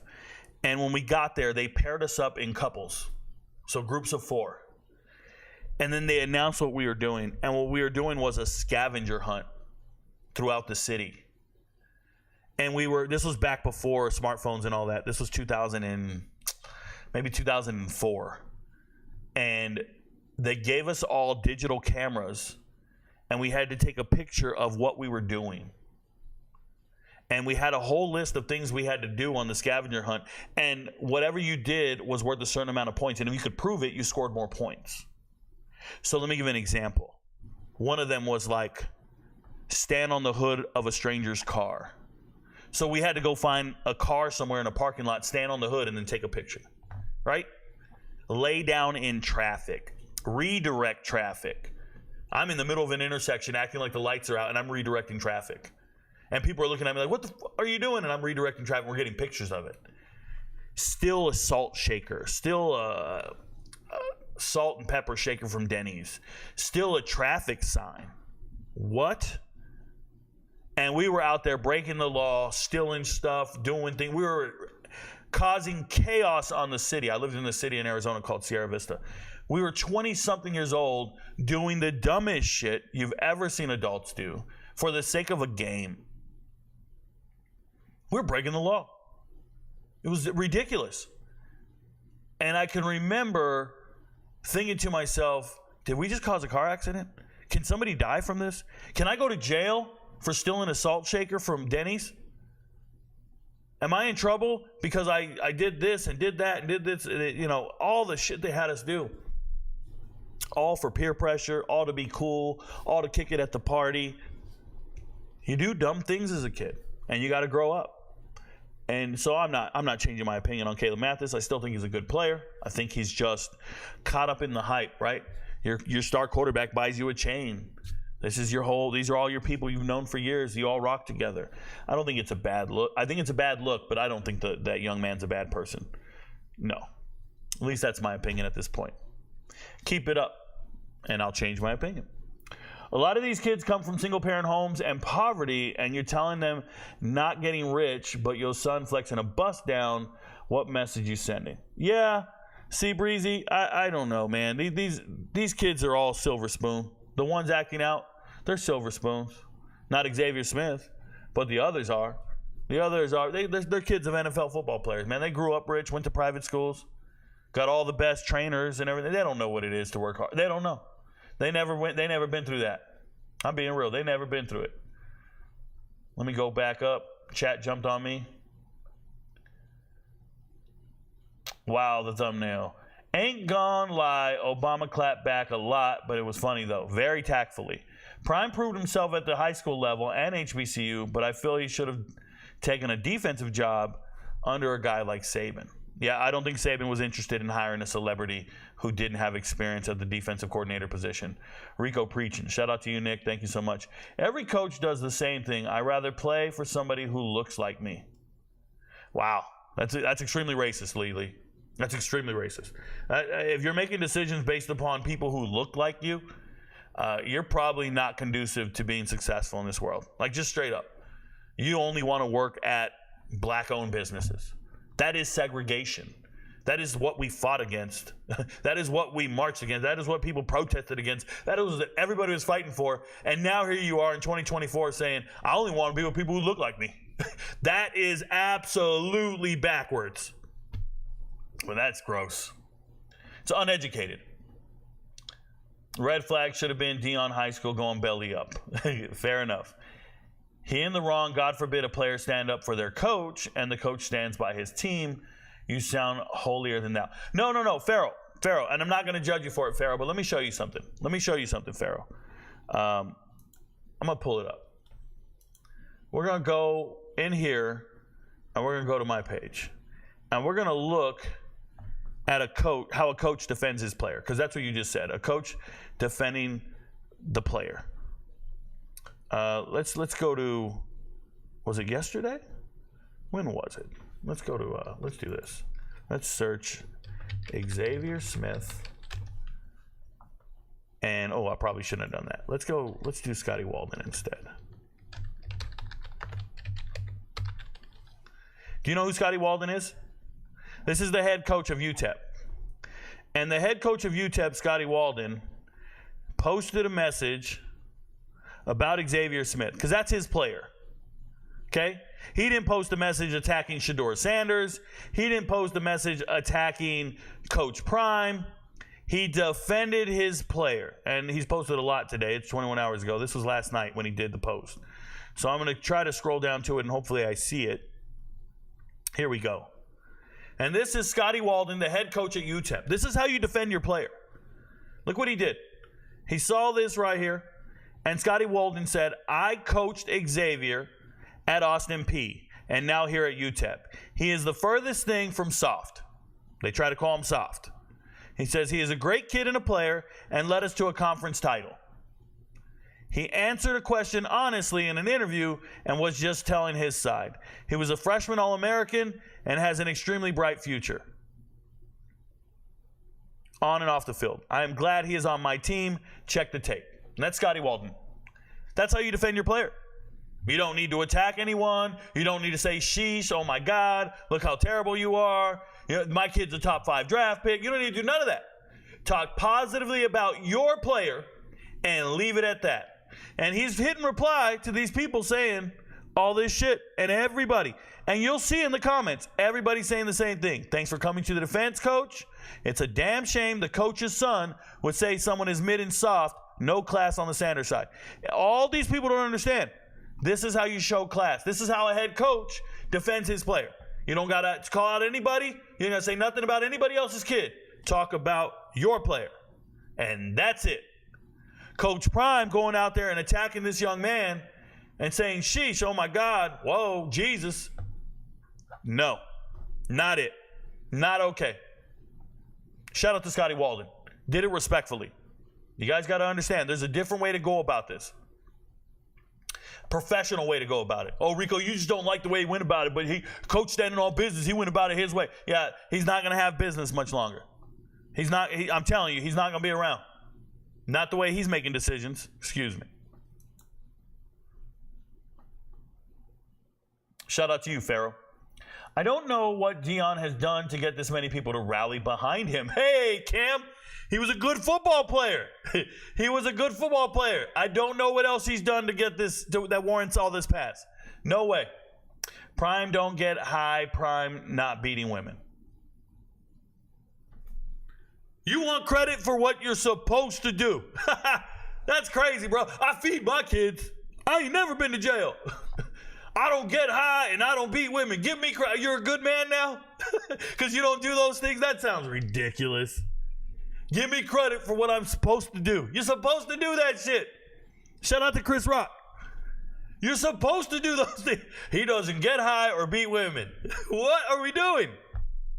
Rico, you're a real one. Appreciate everything you've done for my brother's recruiting. Respect. Shout out to Jason Villarreal. He's got a brother that's a hell of an offensive lineman here in Georgia. Did my best to put him on the map. I've watched him. He gets offer after offer after offer. It's warranted. He's great. He's known goods. And yeah, shout out to him. Oh, God, you're reaching. So don't bring God into this. I'm not religious, but you use the wrong version of the word you're. You are. Contraction. Y-O-U-apostrophe-R-E. You trying to get your engagement up, LOL, KC. No one gives a shit about engagement. That's all you guys ever say. Anytime somebody says something about Colorado that's negative or contradicts your view of them, you just go, oh, you're getting engagement up. No. How about I'm telling the fucking truth? How about I'm out here spitting truth? That ever cross your mind? There ain't no engagement up. 87 views, bro. 87 people watching. 86. I don't care about views. I don't care about any engagements. I care about authenticity. I care about accuracy. I care about telling people the truth. I'm getting my engagement up. Pharaoh, I don't want your fake ass watching my videos anyways. What you think about R.J. Johnson just signed with Colorado from Arkansas Razorback safety? Congratulations. They ain't signing starters. That's what I think. Prime is wrong on this. He's complicit in what his team does. He's a control freak. Nothing's going to get done without his permission. Very true. This is the downfall of Colorado. We'll see till they start going. You stealing lines. Bro, what lines am I stealing? I mean, I don't read other people's shit, dude. Prime should know kings don't concern themselves with pawns. But ego too big, small shit. Yeah, we talked about that. I say that all the time, A dog doesn't bark at parked cars. King doesn't mess with pawns. But who the hell made him a king? That's the real question. Rico's cooking. I always found it weird for Deion not serving under any head coach. Kirby Smart, Dan Lanning worked under Saban. Who did Deion work under? The NFL Gold Jacket doesn't teach you how to become a head coach. 100%. Yeah, players aren't meant to be coaches. All these players are not great coaches. Great players are not good coaches. Great players are not good coaches. They aren't. They naturally could do things others can't.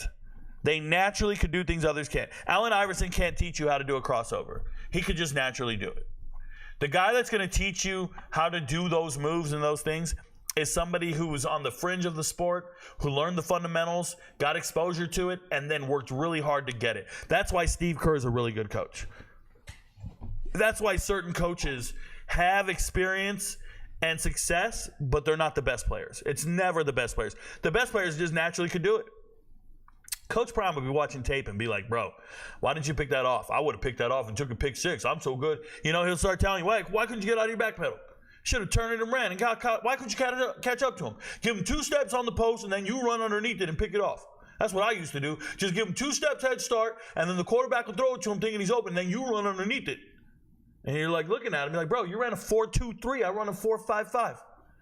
I can't do what you do. And he can't teach you how to do what he did. So everybody always says, I want to go play for the greatest of all time and all this stuff. It's like, no, you don't, bro. They just naturally got it like that. You want to play for the Phil Jacksons of the world. You want to play for the Bill Belichicks of the world. The Pete Carrolls. You know, Pete Carroll was a DB. It wasn't the greatest ever. But have you seen his secondaries? Have you seen the players he coaches? He's a defensive guru. It's not what you guys think, man. And unfortunately, this generation just doesn't know that they're cheering and they're assuming this is the way to make it better. And Jordan wasn't a very good general manager. You know, nobody wanted Kareem to be a coach. Magic, Isaiah Thomas wasn't great. Like, we can go on and on and on about who's not great. It doesn't matter if you're the best at the position. It doesn't matter if you ever played it to the best of your ability. You need to be able to make the players on the field an extension of who you are. And Coach Prime cannot possibly do that with these players. Doesn't know how. It's not even in his skill set. It's not even in his wheelhouse. It's the responsibility of the offense and defensive coordinator. It's the responsibility of the position coaches. Coach Prime's a manager of resources. He's the head coach. He's managing resources, and the resources are the players. This is not about Coach Prime being able to sit down and teach these guys how to backpedal. You can't teach these guys how to bat down passes, backpedal, and read defenses and all that. He's not even bothering with that because there's no value there. It's all a selling point. It's all a talking point. Oh, go to Colorado. You can play for the best corner of all time. It's all just a selling point, bro. You guys ought to be doing infomercials selling that shit because it's not real. It's not real. Who's the best wide receivers coach in America? Who is it? It's some dude named Hartline at Ohio State. And he keeps making first-round draft picks. And he keeps doing amazing things. It's Brian Hartline. It's not Jerry Rice. It's not Terrell Owens. It's not Randy Moss. It's a Brian Hartline.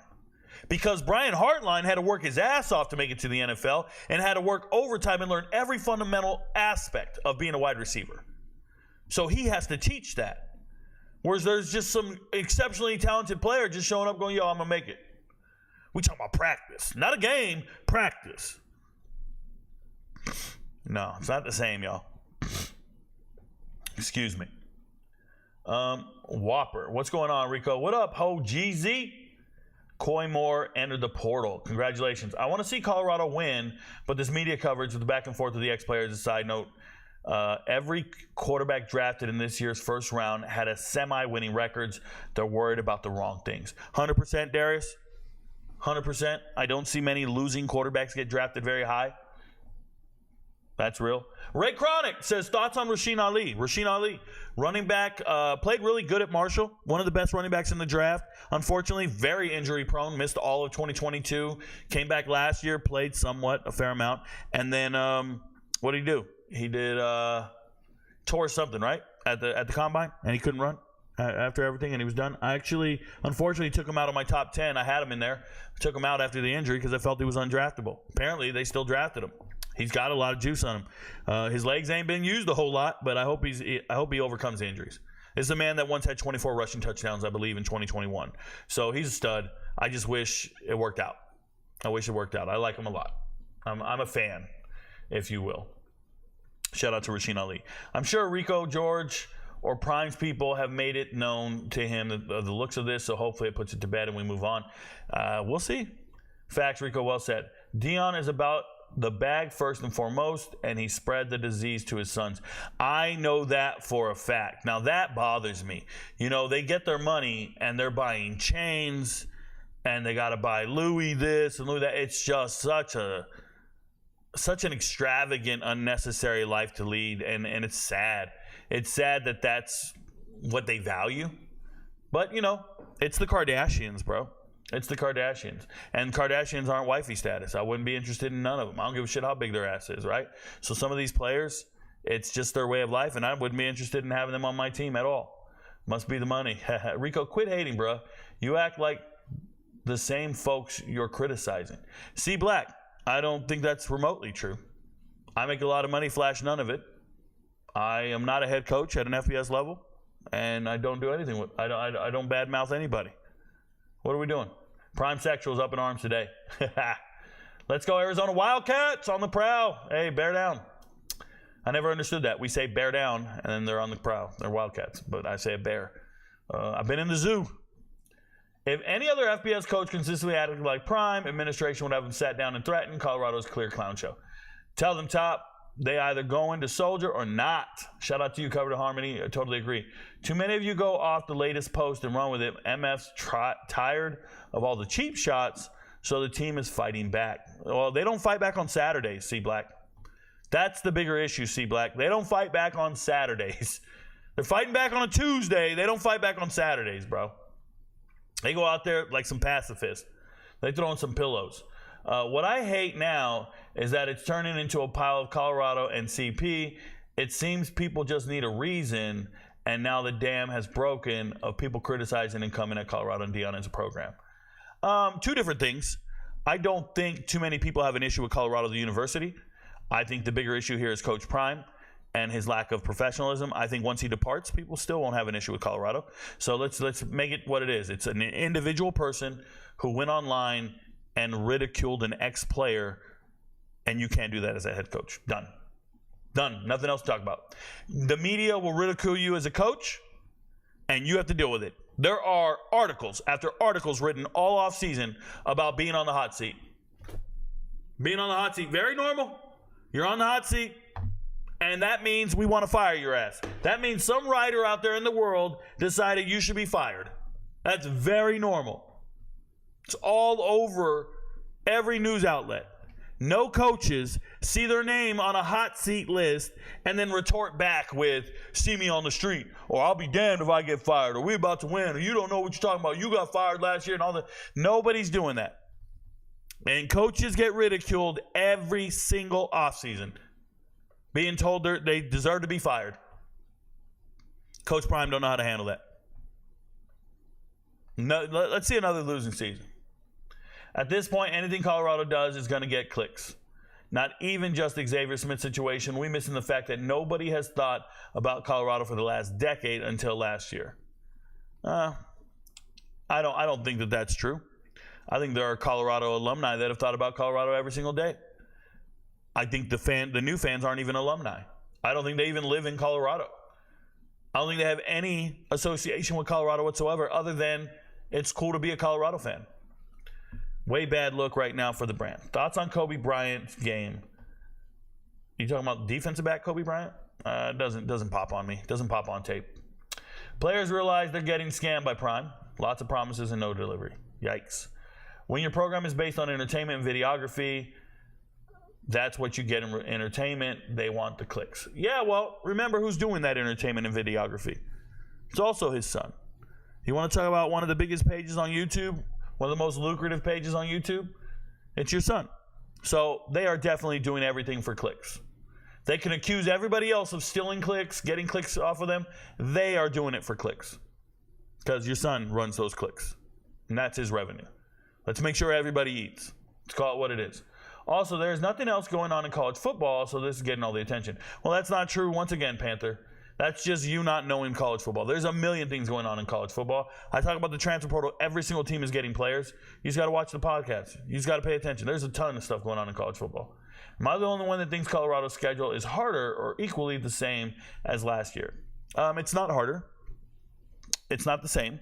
It's just different. The Pac-12 teams last year were extremely good and had great quarterback play. This year, it'll be great running back play. What's going on with the kid from Long Beach Poly, the Samoan kid, tall? Is he legit? That's not enough information for me. You're going to need to give me a name. Yeah, it's pretty tough. So if Colorado wins, it should mean something in the poll rankings. Yikes.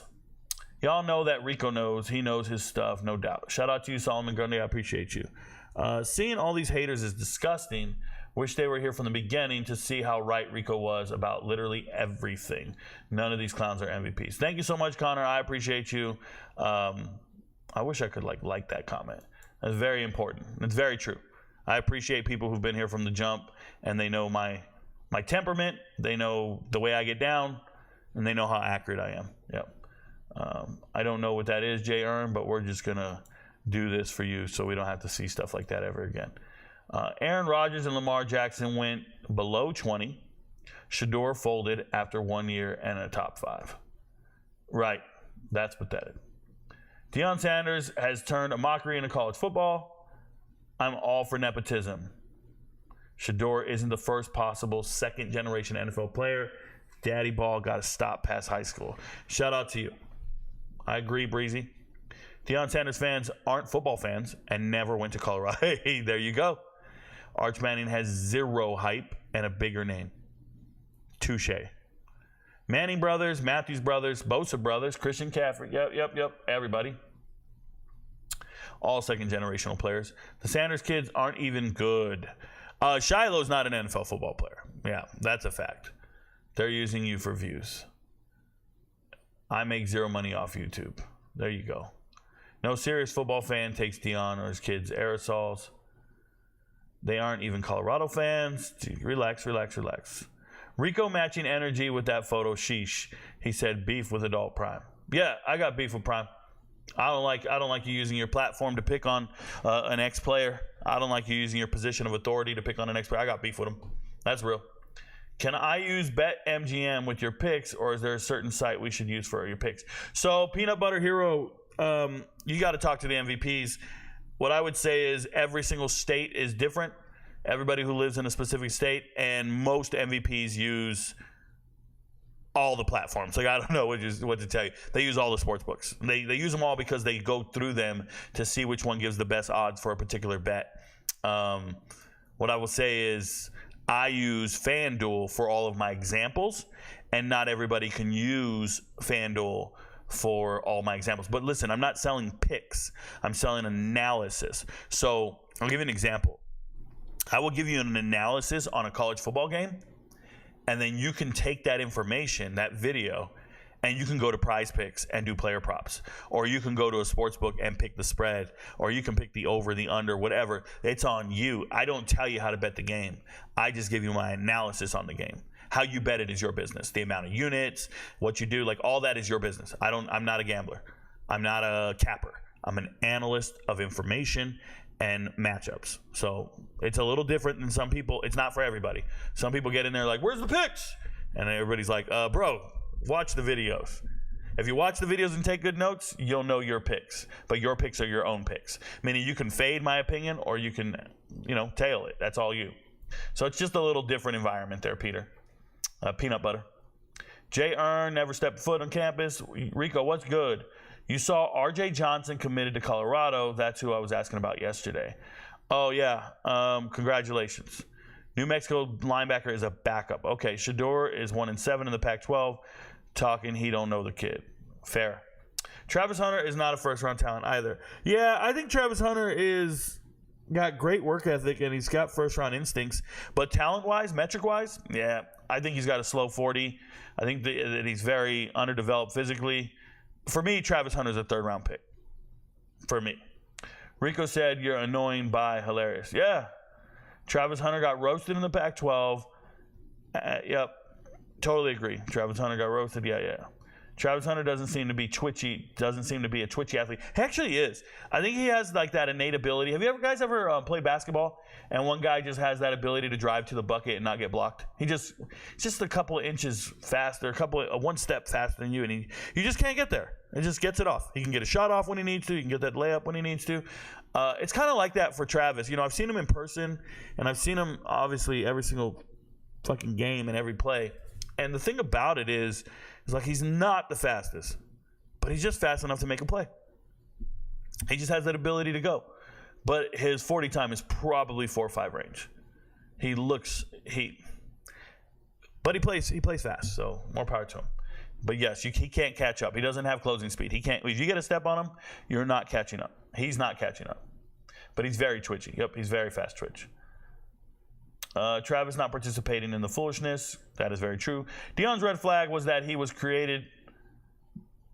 the high school he created that went belly up. Yeah, we got that the last time. Rico, where do you see Kermani ending up? I don't try to guess where Kermani ends up. I just report and analyze the results of where he ends up. Huge difference. So I'm not worried about where he ends up. I don't see it look stiff in transition. Yeah. How do you get a membership if you don't have the clicks? So, Davon, let's say I get 20,000 people to watch my video, and it's like 20,000 haters, right? That doesn't get me any MVPs. That doesn't get me any memberships. That's just 20,000 views. And all you guys talk about the views. And the views will get you like $30, $300, $400, whatever. I don't know. Get you $100. Let's just say it gets you $100. If I get 1,000 views from people who rock with me, I'm good. 1,000 views from people who absolutely rock with me, I'm good, because they're going to pay me. They're going to become the MVPs. So I don't care about 20,000 random people. I need 1,000 people who actually rock with me, like people who believe in me.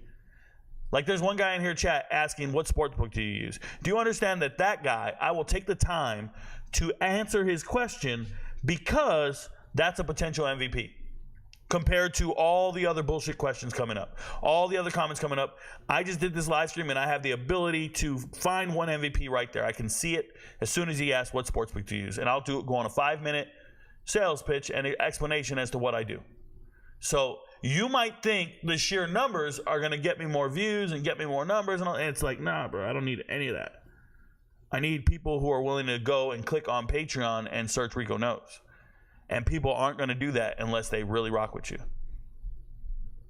It's like, I don't know, man. It's like going to China to find a wife.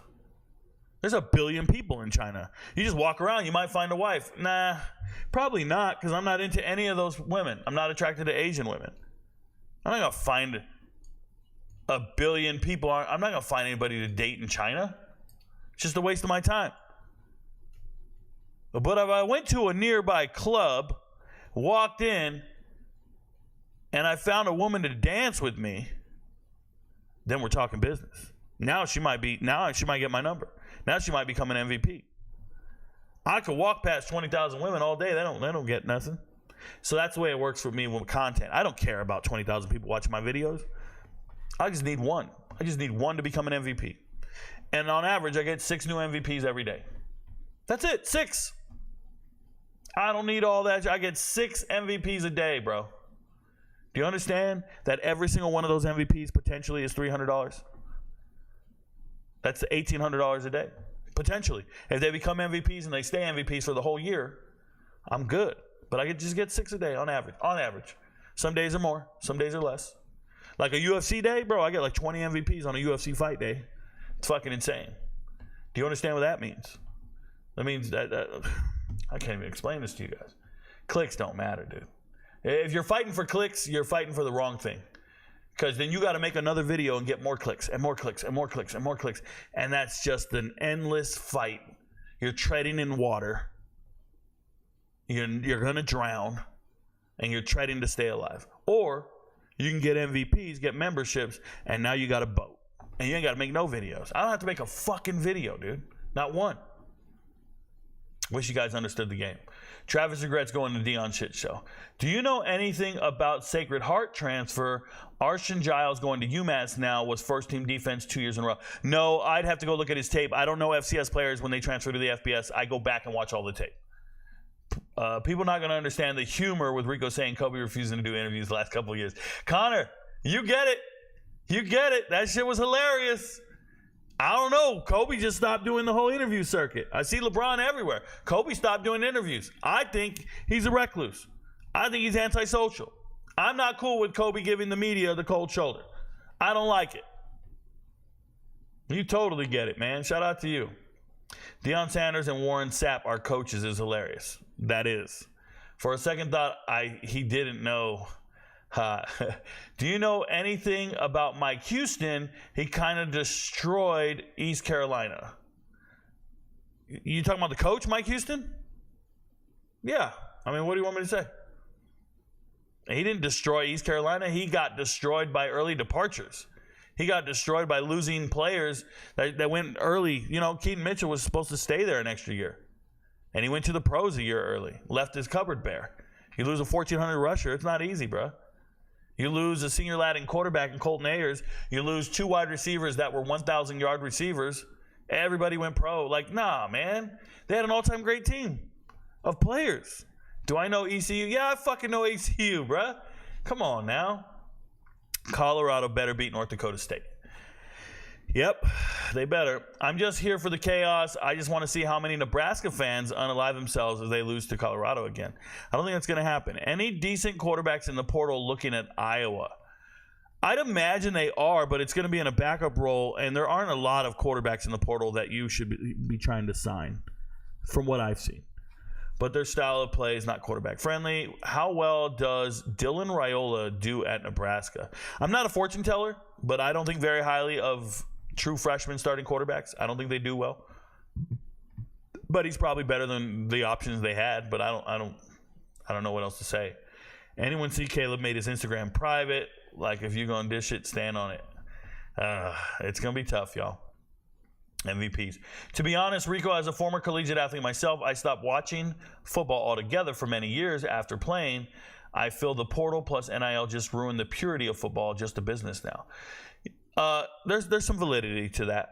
There's some validity to that, but if you're going to cover it, watch it, and cheer for it, you just have to adapt and keep functioning.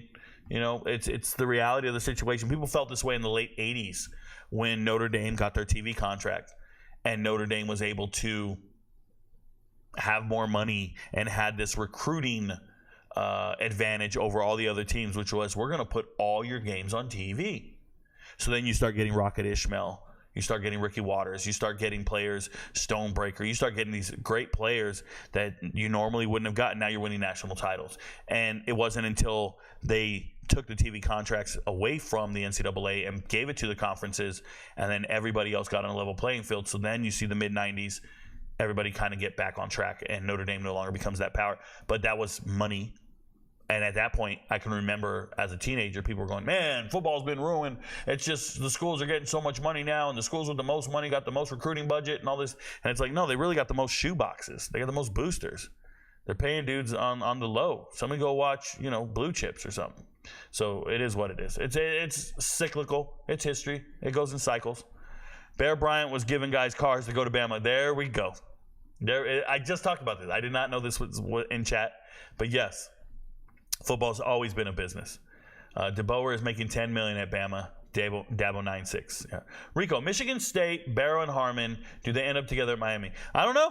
If they're boys, if they're cool, maybe they want to be roommates. I don't know. More power to them. I don't know what decisions they're all making. More power to everybody. Rico, would you say in general, to get the highest echelons of your chosen craft, having social media is a massive distraction unless you master the platform and craft it? Oh, wow. So it all depends on what your chosen craft is. What I would tell you is, when I was in the military, I worked military intelligence, I worked cyber intelligence and cyber defense, cyber operations, and I was a first sergeant in the Army. And that entire time, I had zero social media. I was really focused on my craft 24/7. I had zero social media, not a Facebook, Instagram, Twitter, nothing. I didn't have a damn thing. I was focused on my craft, all in, immersed. And the levels of success that I encountered over that 7-year period is unrivaled by anything that I've ever done in my life. And it's unrivaled by anything a lot of people are going to do in their lives. I couldn't believe it. The amount of focus and time you have to do things is just remarkable. When you don't have, I didn't have the apps on my phone. And neither did my wife at the time. And, it just enabled us to pursue master's degrees and make a ton of money. And you have focus, get in the best shape of my life. And you're just healthy. You're just healthy. So there's something to be said about it, man. It's pretty fucking cool. Yeah, if you can do it and unplug, you'd be grateful. Worse than Cedric Sabalas album? Hey, Cedric Sabalas had a bad album. Shout out to Steve. Steve knows about music. Shout out to Steve. If you guys ever want to watch Steve's channel on TikTok, he evaluates old country music. It's pretty weird, but he and a couple other dudes do it. More power to him. I had a scholarship, and I have my Bama degree on my Bounce channel, man. Them degrees are scams for the most part. Cedric Sabalas was funny. I remember him vaguely. What's crazy, Dion is proving everyone's point here. Why he focused on winning. No, and when his kids getting drafted, the players behind him, he won't care about that, and everyone is ignoring that. It is pretty sad, but I don't know if that's true, but it's sad if that is true. Bear with me. Chat jumped on me. I need to scroll all the way back up. We're getting there, guys. Shiloh probably has the better chance of being an NFL player with the lesser talent. I don't think so. I could have schemed Colorado. I just watched a bunch of DBs not get drafted that are far better and more productive than Shiloh Sanders. PJ Jules didn't get drafted. He's way better than Shiloh Sanders. Trust. There are DBs all over the place that did not get drafted that are way better than Shiloh. Jarris Monroe, he's not an NFL player.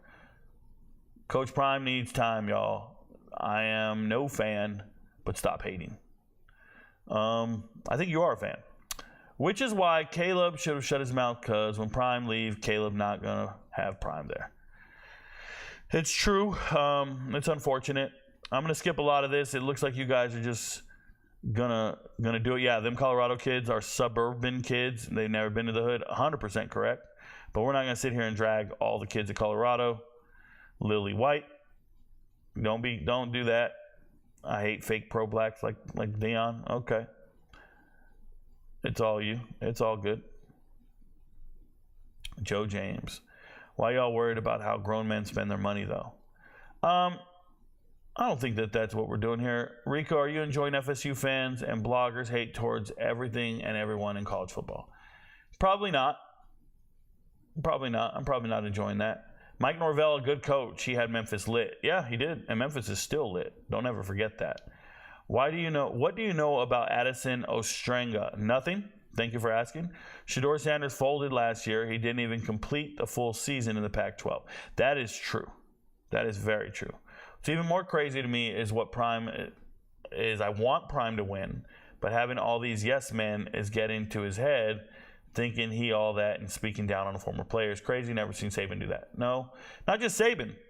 You've never seen anyone do that. You've never seen 134 coaches do that. You've never seen any coach in the history of your life do that. It's not just Nick Saban. It's nobody's done that. Committed to the Buffs from Arkansas. How do you feel about them? Why are they getting another slusher, another Arkansas defensive back? Why are they doing that?